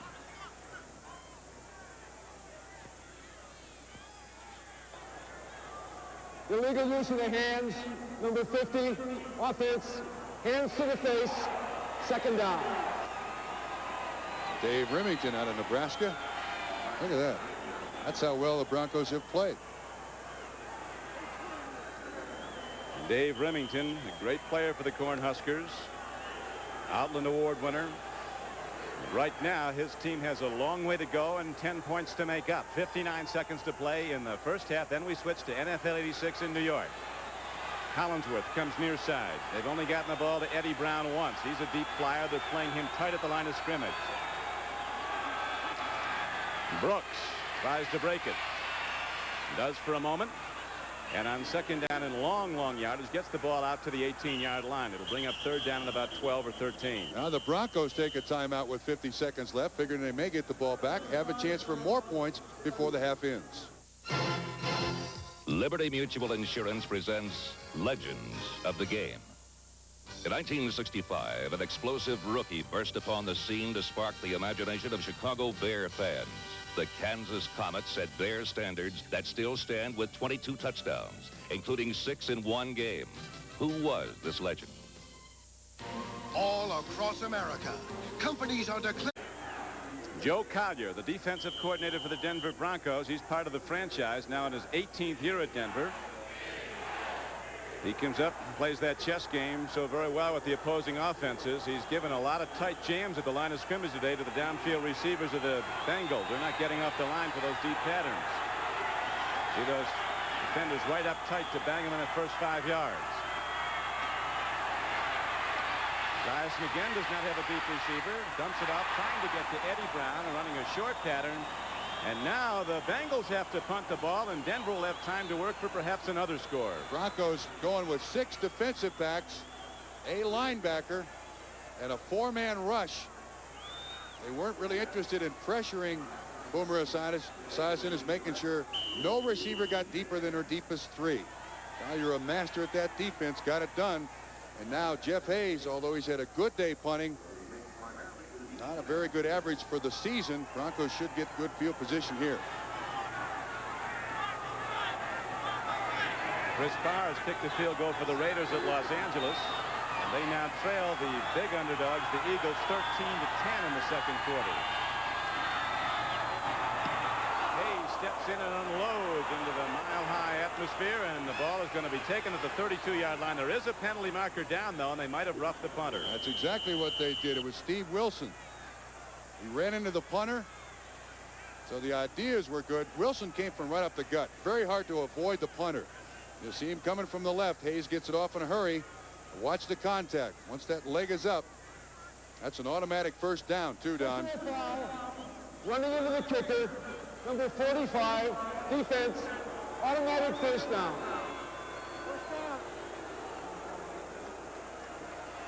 That's the only mistake I think Denver's made in the first half. They've given up some big plays, but for the most part played very well. But they haven't given up any of those big plays in a while. Their defense is getting stronger as the game wears on, and the Broncos capitalizing on the one mistake Cincinnati has made, a fumbled punt, and subsequently turned into John Elway's 3rd touchdown throw. He's thrown 3 to 3 different receivers, as with 30 seconds left, Boomer Esiason is going to be called in the grass. They're going to get him on a sack back at the 18-yard line. He's been sacked now 22 times this season. Carl Mecklenburg on the sack. First time we've called his name today, and that's the first sack for Denver. The clock stops with a sack and inside 2 minutes to reset everybody. So now I think the Bengals probably just going to snap it. See, here's the problem. Denver gets the ball to start the second half. They end the first half with points on the board, and they get the ball to start the second half. No play. Nope. Bengals are going to take it to the locker room and try to regroup as they'll go in trailing the Broncos 24-14. So John Elway hits some big throws. 3 touchdown passes for John Elway to 3 different receivers. We'll be right back after these messages from your local station.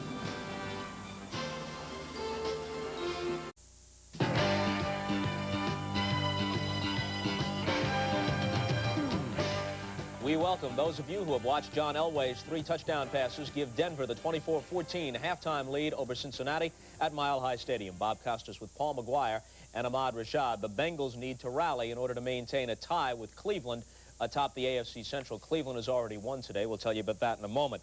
Game going on elsewhere. Philadelphia and the Raiders at the Coliseum, not yet to halftime. Philadelphia with a 13-10 lead. Fulton Walker, a punt return, 70 yards for a Raider touchdown. Greg Garrity, a 76-yard punt return for a Philadelphia score.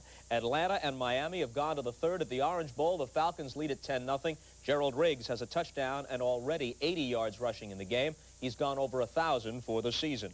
Earlier today, the Bears went to 11-2. It wasn't easy. They beat Pittsburgh in overtime. The Bears have clinched in the NFC Central, and Pittsburgh loses in OT for the second consecutive week. Here's Mike Tomczak in at quarterback now with Jim McMahon out for the season. Walter Payton, who had a fumble at the 2 to thwart a Bear drive early, goes in the fourth quarter for the tying touchdown, evens it up at 10. Now in overtime, here is Kevin Butler drilling home a 42-yarder. That gives the Bears the win at 13-10. Butler had hit the upright with a 29-yard attempt toward the end of regulation that could have won it right there, so he redeems himself in overtime, and the Bears win at 13-10. Ahmad? Once again, the Bears having problems with their offense, putting a lot of pressure on their defense. But I mentioned in the feature that when the going gets tough, they go to Payton. He carried the ball 31 times for 90 yards, caught 5 passes, and they still are having problems with that offense. As a matter of fact, in the overtime, they elected to kick off and feature their defense.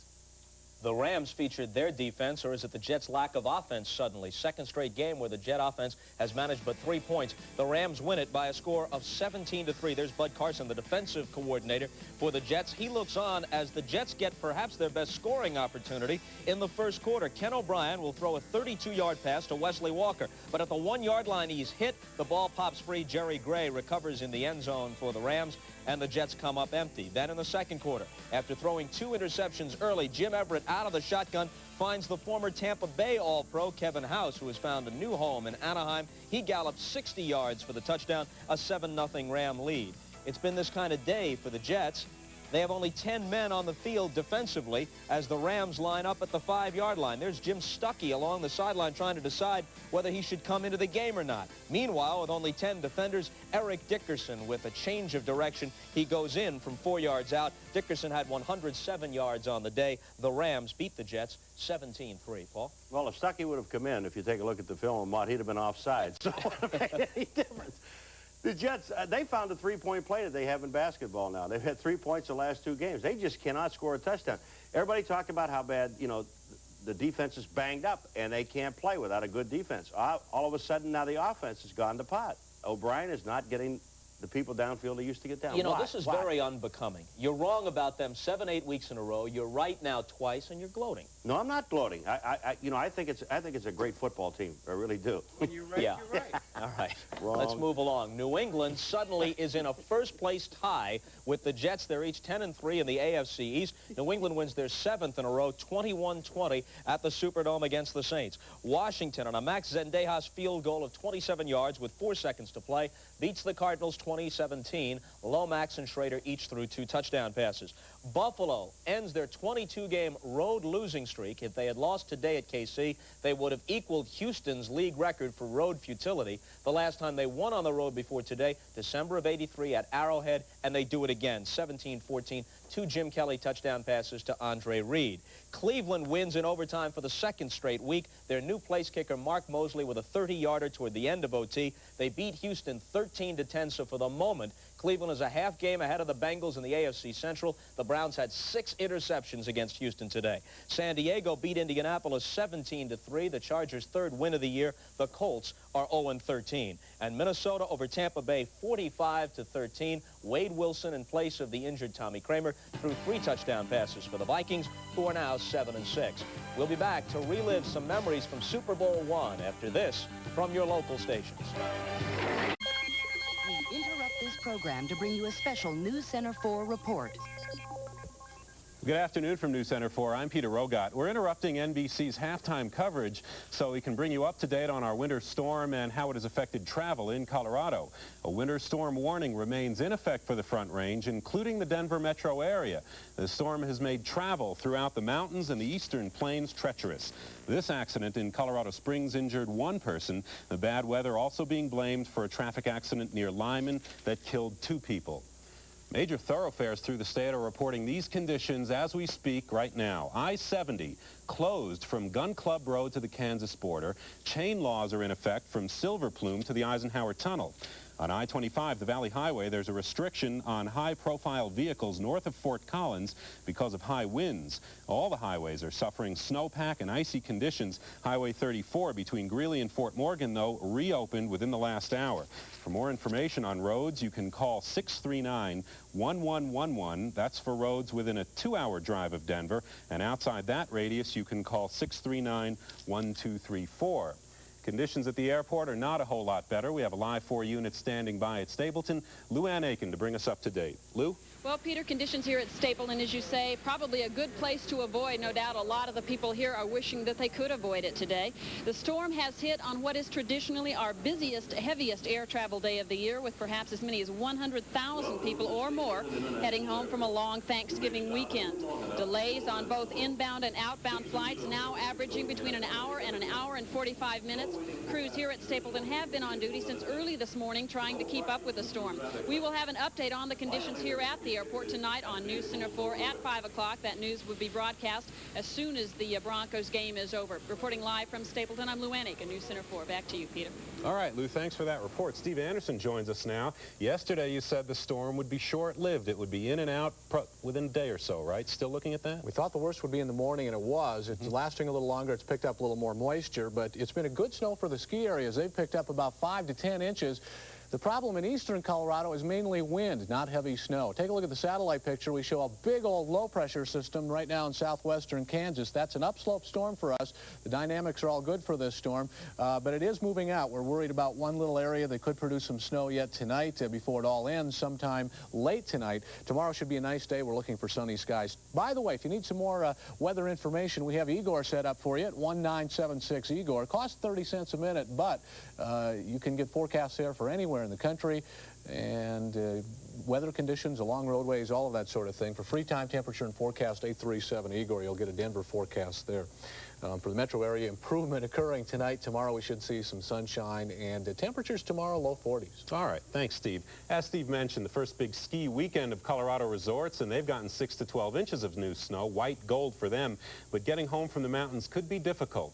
We go live now via News Star 4 to I-70 in Silverthorne, where Wendy Bergen stands by. Wendy? Peter, as you said, so far about 10 inches of snow has fallen here in Summit County. And as you can see, the storm is letting up, at least for the moment. But that doesn't mean the problems are easing. I-70 eastbound to the Eisenhower Tunnel has been backed up to the Silverthorne exit all afternoon. It is one of the worst stretches of road up here right now. Because of that, the chain law is in effect. Holiday travelers seem to be split. Some opted to hit the road early this afternoon and forego skiing. Many others have decided not to leave. They decided to check in hotels for an extra night. Those hotels are filling up fast. I will have more on that tonight at 5 following the Bronco game. Reporting live from Silverthorne via News Star 4, Wendy Bergen, News Center 4. Peter? Okay, Wendy, thanks very much. And as Wendy said, we will keep you updated here at News Center 4 with weather and road information throughout the game, and then on our newscast immediately following the Broncos and the Bengals. So we go back live now to NFL 86. This has been a News Center 4 News Alert. We now join our regular programming already in progress. Angry, and you're going to fire them up for this game. And I said, hey, we didn't sneak into town. They know we're here. We came in a big jet. It made a lot of noise. They know we're here.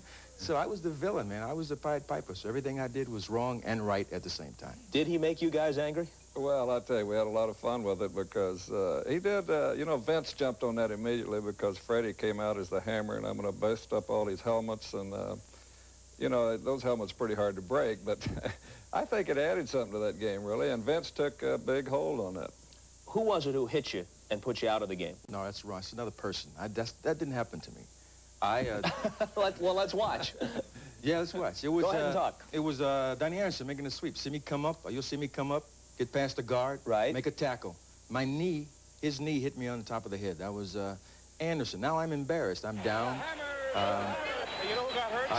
I saw this later. They went crazy. The Green Bay Packers jumping up and down. Said, they got the hammer. They got the hammer. So I was embarrassed. I was down, and I was embarrassed, and I didn't want to get up. And they said, get up. And I said, I'm not.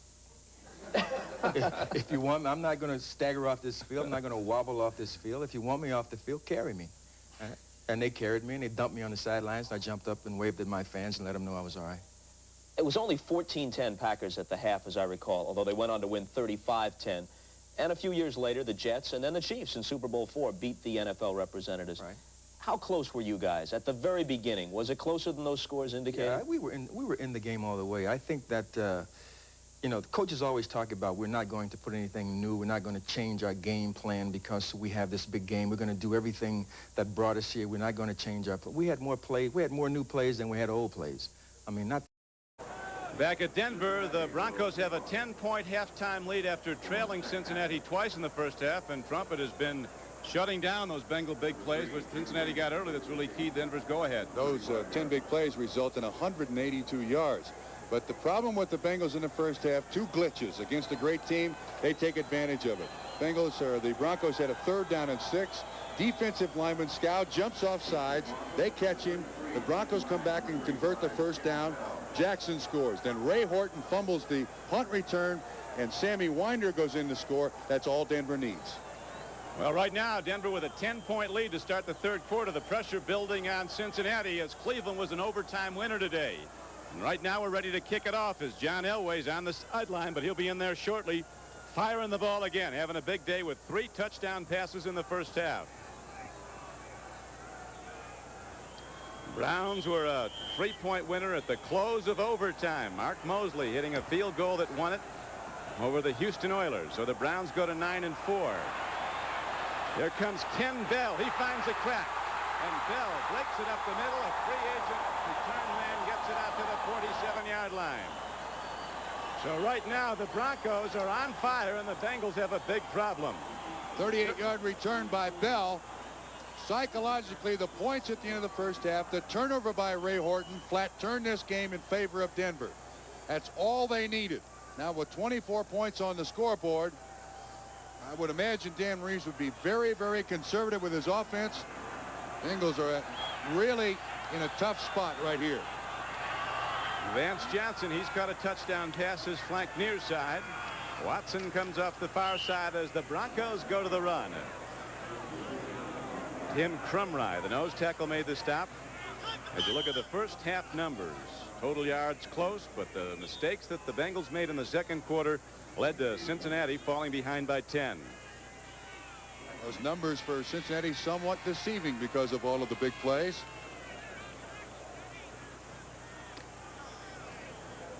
Bengals going with Eddie Edwards and Ross Browner. 2 former #1 draft choices are at defensive ends. Crumry, the nose tackle. Emmanuel King on the outside looks like he's ready to blitz, but a pitch back comes near to Wilhite. And Wilhite is taken down by Reggie Williams, an 11-year veteran from another of those football factories, Dartmouth. Bengals right now in a spot where they pretty much have to take chances, try the blitz, try to come up with a turnover. If they don't, this is exactly the kind of football game that the Denver Broncos win and win often. Leading, home field. They've won 24 of the last 28 home games. They got it just the way they want it.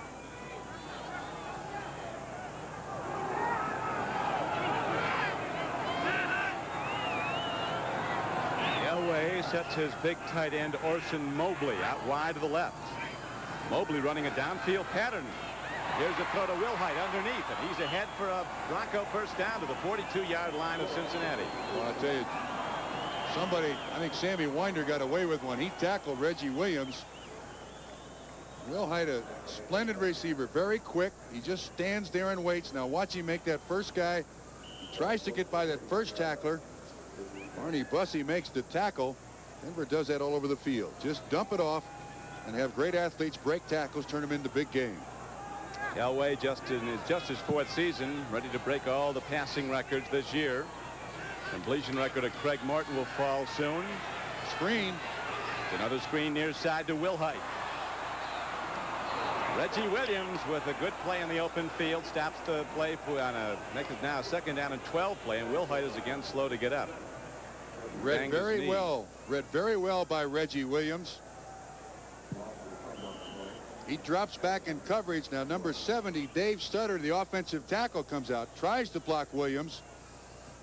But Williams fights it off and is there to make the tackle. One of the few times the screen's not worked today for Denver. This is a half roll right. Elway sneaks a pair. Wilhite sneaks a peek. Loss of 8 yards.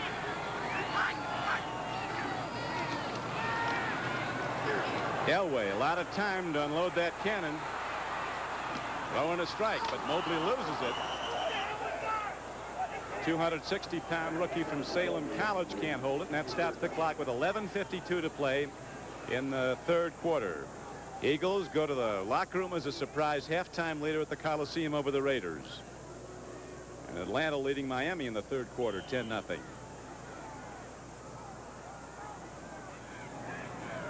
This game went back and forth. Broncos scored first, 3-0. Carlos field goal. Then the Bengals came back on the ensuing drive and took it in. A 20-yard touchdown run by Wilson. They led 7-3. Broncos led again 10-7. Cincinnati led 14-10, but since then, Denver has been in command and leads by 10 now, 24-14. Elway so dangerous on the run, and there he goes.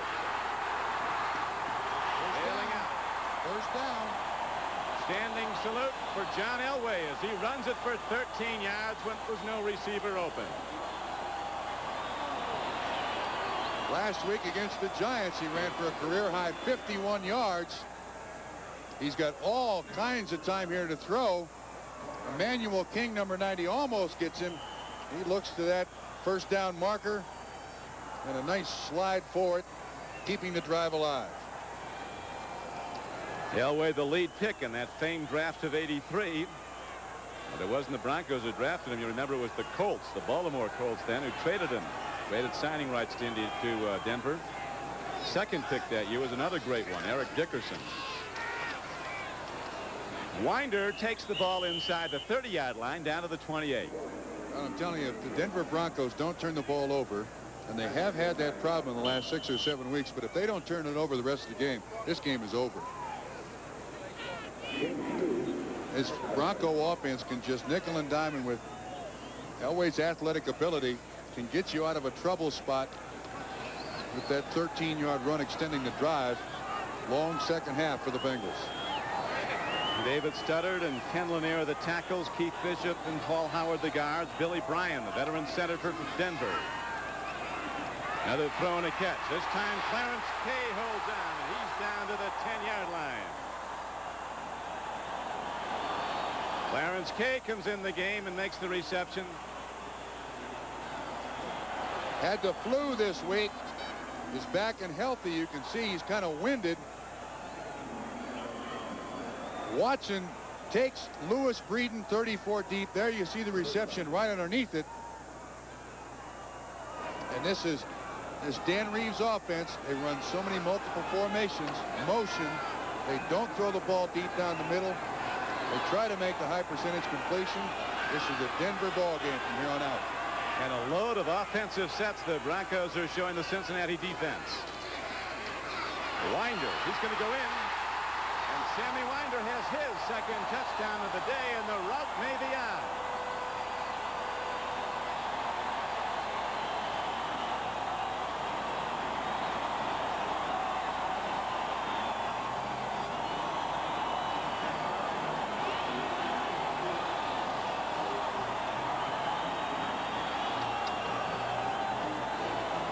Excellent pull by Howard and Lanier, 60 and 76. There's basically no one there.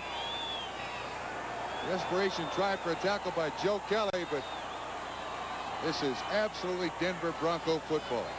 They have taken over the game, and really that fumbled punt turned it around. They scored right after that to extend their lead to 10, and they've dominated since. Carlos with the extra point, and the Broncos extend their lead to 31-14. We'll be back with the Denver kickoff after this.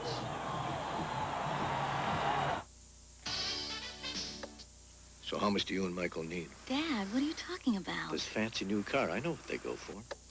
Really? We don't need help. Where was it built? Germany. You need help. Dad, come Look on. how it handles. A car like this is expensive. A car like this? It's a Volkswagen. Volkswagen? Mm-hmm. A Volkswagen Jetta. Oh, and I guess you don't need my help. Well, not with a Volkswagen.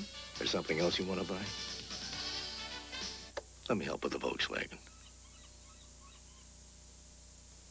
We're MCI. We can go one-on-one with anyone in the communications business, no matter how big they are. MCI competes with a full range of data communication services for reliable transmission around the corner or around the world. Our competition is good. We have to be better.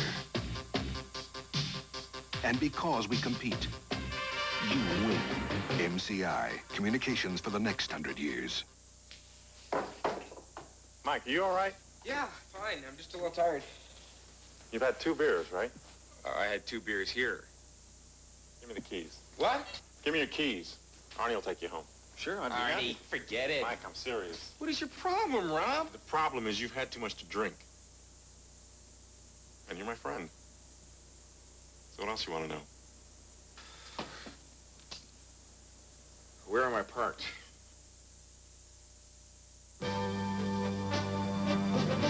Today's game is brought to you by the 1987 German-engineered Volkswagens and your Volkswagen dealers. By Radio Shack, your Christmas electronics store. And by MCI, communications for the next 100 years. Sam White's and the Bengals in trouble now, Trump, as they're down 31-14. Denver making it happen fast, getting the third quarter kickoff. Bell ran it back 42 yards. And then the Broncos were quickly in the end zone 9 plays later from 55 yards out on an 11-yard run by Winder. Joe Collier on the sideline casing it. He has put this Denver defense together that is closing down the Bengals. Everybody on the Denver team inspired now as the defense comes out to try to shut down Cincinnati again. Bengals led twice in this game, but they got to go to the all-out passing game now. Which sends Denver in their all-out passing defense pressure. Esiason not had a bad day in the first half. Bengals have had 3 straight 400-yard offensive days coming into today. Eddie Brown comes to the near side. They've closed him off. Louis Wright, a 5-time Pro Bowler, across from him at the lower portion of the screen. Throwing a strike. Collisworth, 3 balls. Hundley made the hit.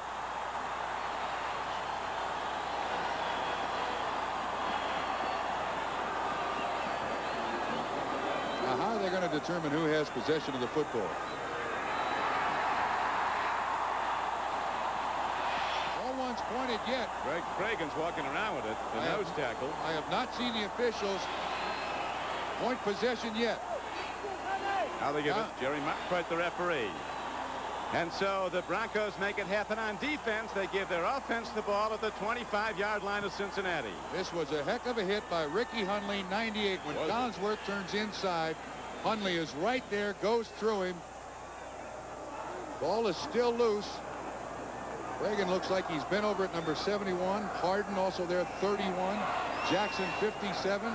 Second turnover of the day for the Broncos. And they've got it.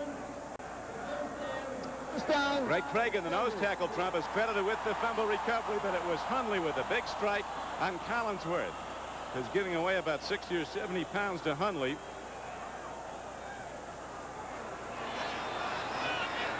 And so Cincinnati's defense under the gun again as the Broncos come out. First down and 10 at the 26-yard line.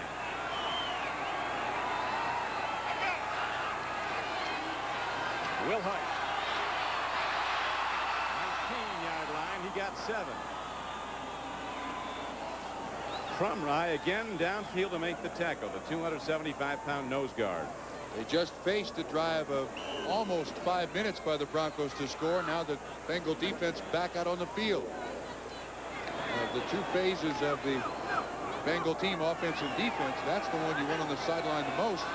And in the second half, they've been on the field the most. Will Hart and Winder both getting a lot of work out of the backfield. Vance Johnson goes in motion. Gerald Wilhite takes it ahead. Second down and 4 play and got maybe a yard.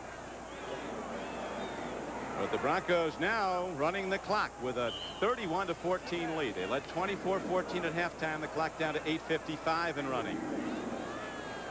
Broncos started this season winning their first 6 games, won 7 of their first 8. Then they've come a cropper in the last couple of weeks as their offense has not done well, losing 2 of their last 3 games.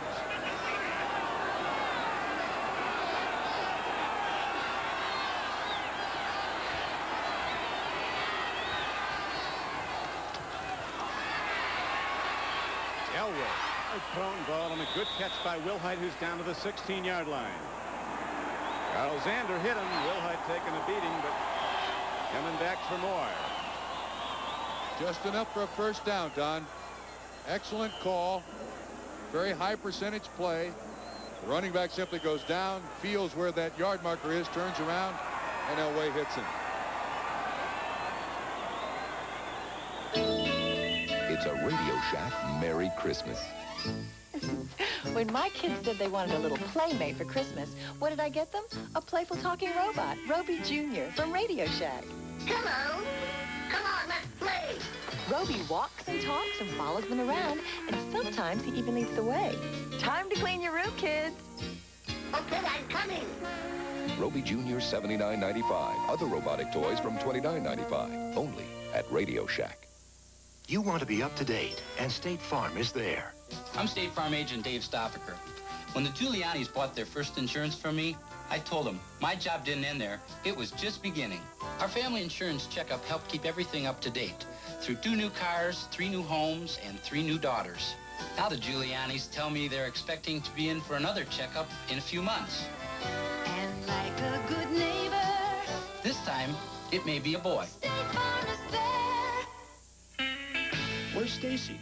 She borrowed the car. Stacy took our new Volkswagen? Mm-hmm. She needed the Golf. Doesn't she know that's our family car? Of course. She knows how practical it is. I hope so. She knows what the Golf is for. That's what worries me. We expect our new Volkswagen to last as long as the last one. Oh, she just went to collect some marine specimens for school. You understand that? All too well.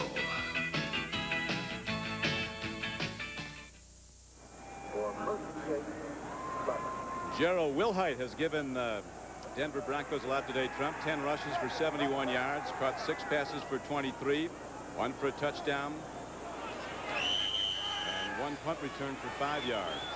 He's on the sideline now for a much-needed rest. When Steve Sewell got hurt, Henry had to find somebody to fill that spot. Wilhite was the guy, and he's done the job. Wilhite has not been in the end zone yet. Winder's been in along with Jackson and Johnson. But Wilhite has had the most yardage as the Denver Broncos now drive on with Winder stuffed to the line of scrimmage on a first down carry to the 16-yard line. Jim Scowl from Nebraska, rookie, made the play. He's got some making up to do. He was the guy who was offsides that produced the go-ahead score on the catch by Mark Jackson. Look at that, 4 out of 5 their last 5 drives. That all started with that offsides by Jim Scowl. Jackson scored, and the fumble by Ray Horton, and Winder scores, and it's been a rout since. John Elway on top of his game with 3 touchdown throws, goes to the draw play on second 11. You got to do it all right here in Denver. 31-14 lead, and they boo it because they didn't get a lot of yards. Not a bad call, though, actually. Try to spread the defense out. Try to pop Winder up through there. Just a good tackle by Carl Zander for very little gain. Now this is where Denver is most dangerous. 3rd down and long yardage. The only guy you don't account for in a defense is the quarterback. And Elway's had a couple of big runs for first downs today.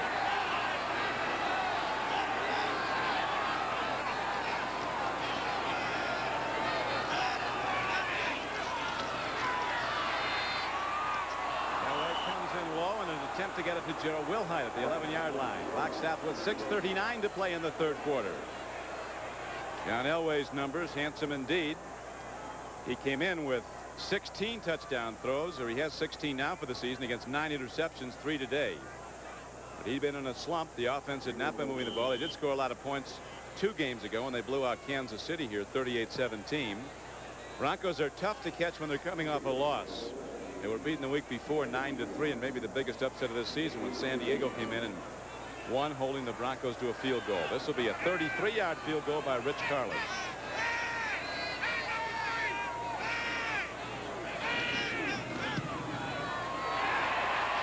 Everyone is going right today for the Broncos as they extend their lead to 34-14.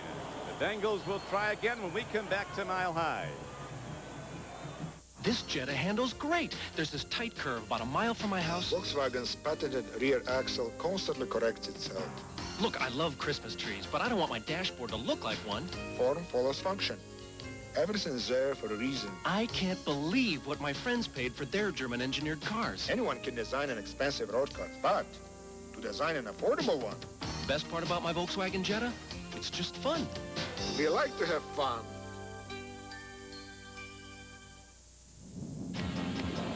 You begin with raw steel. Shape it with fire, muscle, and sweat.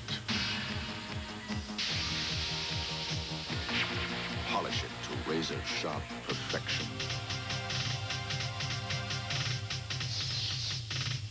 We're looking for a few good men with a medal to be Marines. Imagine the power of two great computer companies coming together as one. Resources not just doubled, but raised to the power of two.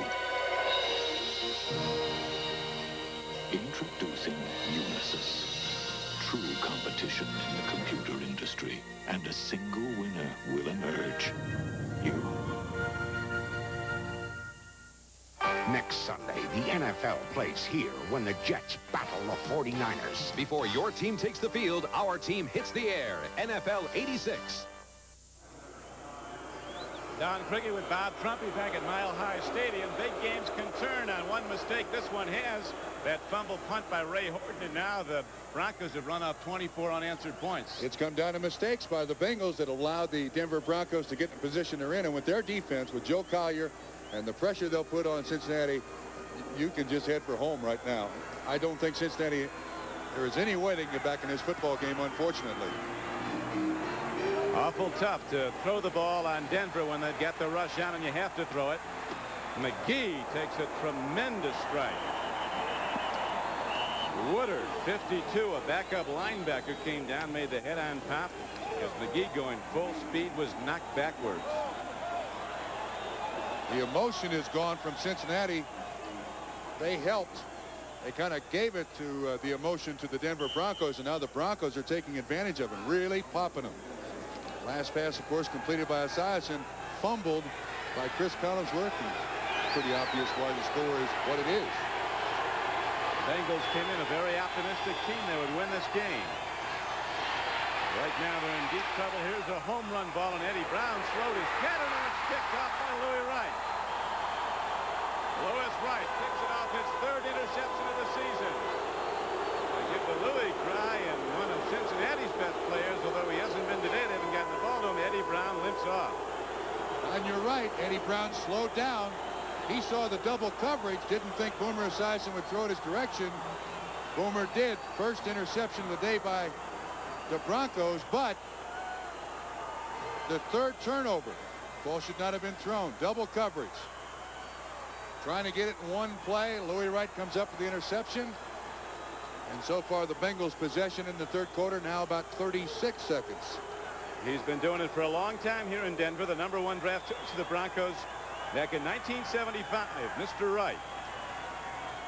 Now Elway at the controls again as Denver looks to pile it on, leading by a 34-14 count. Gene Lang cutting back is cut down to the 31-yard line. Congratulations, Louis. Thank you. That was a pretty easy pickings. He was back there playing almost the center fielder. Sometimes quarterbacks try to do too much, and in that situation, that's exactly what Boomer did. Tried to make something out of nothing. Vance Johnson near flank. He's deep speed. An NCAA long jump champion. Elway's looking at him. Now Elway's got time to count the house as he throws downfield to Winder, and there's a penalty marker after the play. It's like an interference call against the Bengals. Reggie Williams was the man in coverage. When you give a quarterback, any quarterback. Pass interference, number 57, defense, first down. When you give any quarterback enough time, he's going to put the defense at a real disadvantage. Eventually, the foot speed of Sammy Winder is going to get him open. It was not much contact, but nevertheless, contact, penalty stands. And the Broncos got it going their way. This is like a scrimmage now. There was a heavy snowstorm here in Denver earlier this morning. 7 inches fell. The field was covered. It's been perfect throughout. Snow has stopped. The temperature down to about 30 degrees now. As Sammy Winder takes it on and brings it out to the 50-yard line.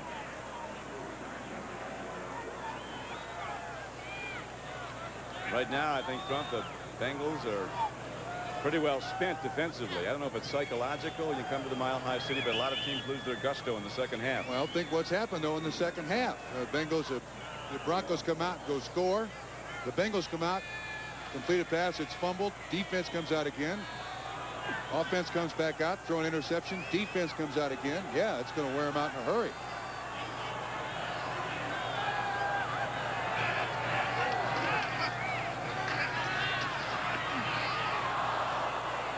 Marker is down in the secondary as the pass you see incomplete to Steve Watson.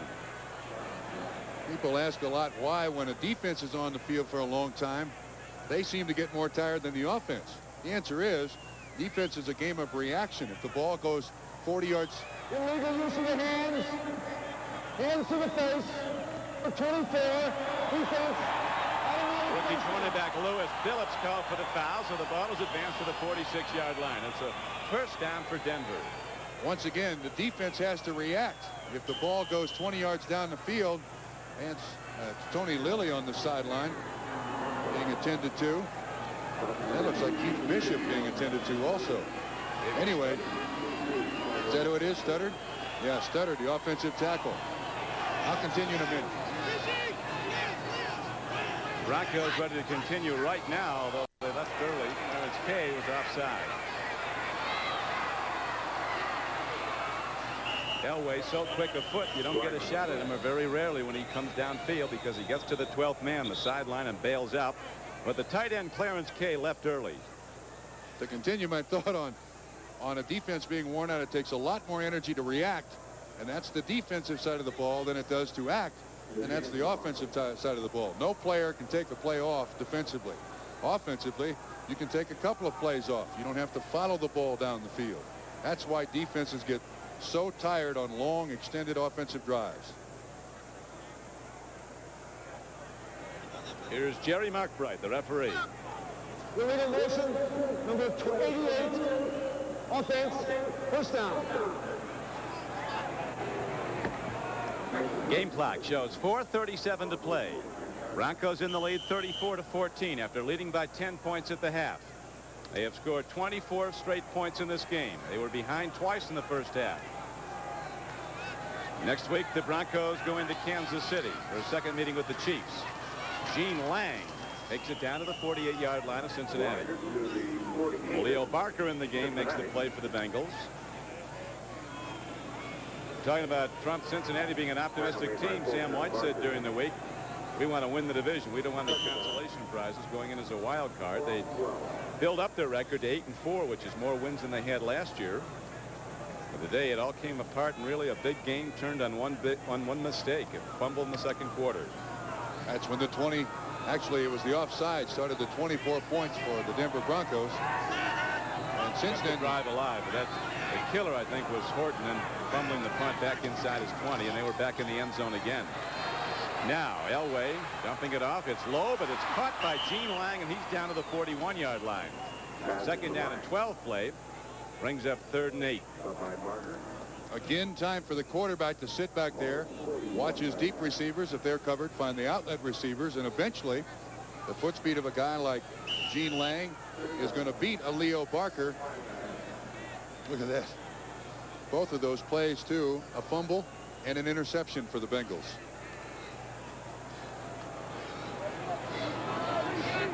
Watson on the right flank. And Vance Johnson, or Mark Jackson, now comes to the near side.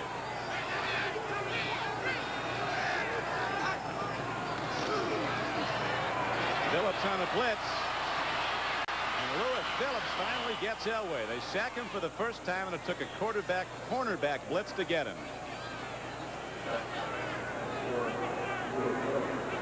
Cincinnati pretty much in a position where they got to do anything in the playbook defensively. Try to block the punt, come with the corner blitz, create the turnover. They have any chance to get back in this ball game, as remote as it might be.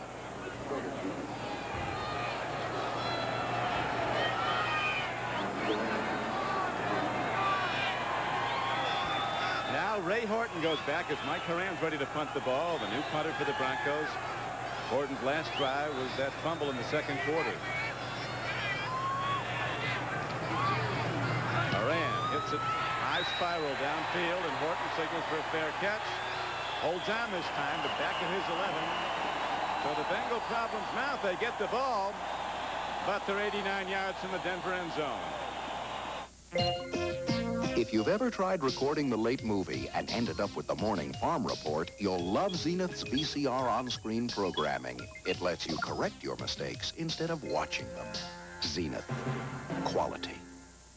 Everyone needs a little adventure in their life. So why not enter the Great Stanley Tool Adventure? You could win a Chevy S10 Blazer to get you away from it all. A Mercury-powered Larson boat to put you in the middle of nature. And $1,000 in Stanley tools to help you do things right. Hey, the Blazer, the boat, the motor, the tools, you could win it all in the Great Stanley Adventure. I think this dock needs a little more work. I got a lot of Stanley tools.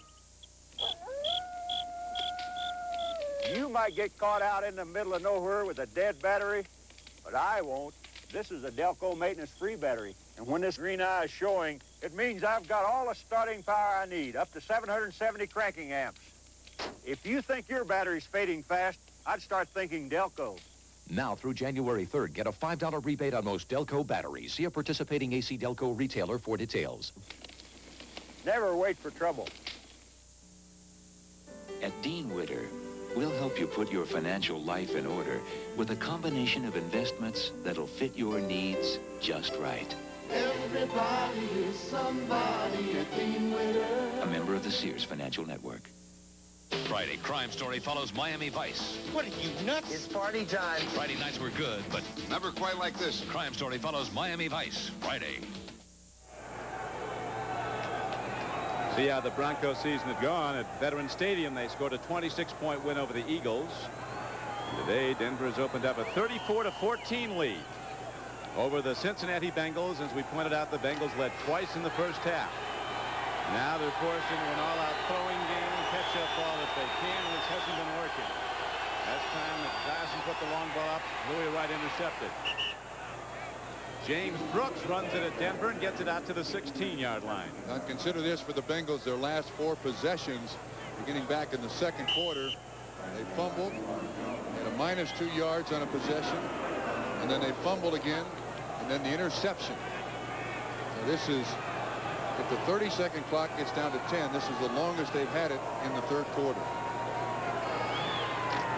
Playoff chances of the Bengals dealt a serious blow today. The Browns won. They went to 9-4 at their overtime victory over the Oilers. The Bengals way behind, and they have to go to New England next Sunday. But right now, Esiason stands in and lets it go. Collisworth with the ball. And he's out to the 36-yard line, a first down for Cincinnati. Tony Lilly and Rick Hundley there to make the tackle, a 19-yard catch. You can see the Broncos going with a total zone. 57 Jackson outside, Hundley inside, Esiason with time, and then the defense gets there. Dennis Smith also on an assist. Collisworth, a very reliable player. He went to the Pro Bowl 3 of his first 4 years in the league. Now in his 5th season. Wilson, a quick back from Oklahoma, gets across the 45-yard line. It's another Cincinnati first down, and they stop the clock with a minute to play in the third quarter. The Broncos more than willing to stay back, not takes chances, just play that total zone. The earlier scores today, a couple of overtime games. The Bears and the Browns were overtime winners.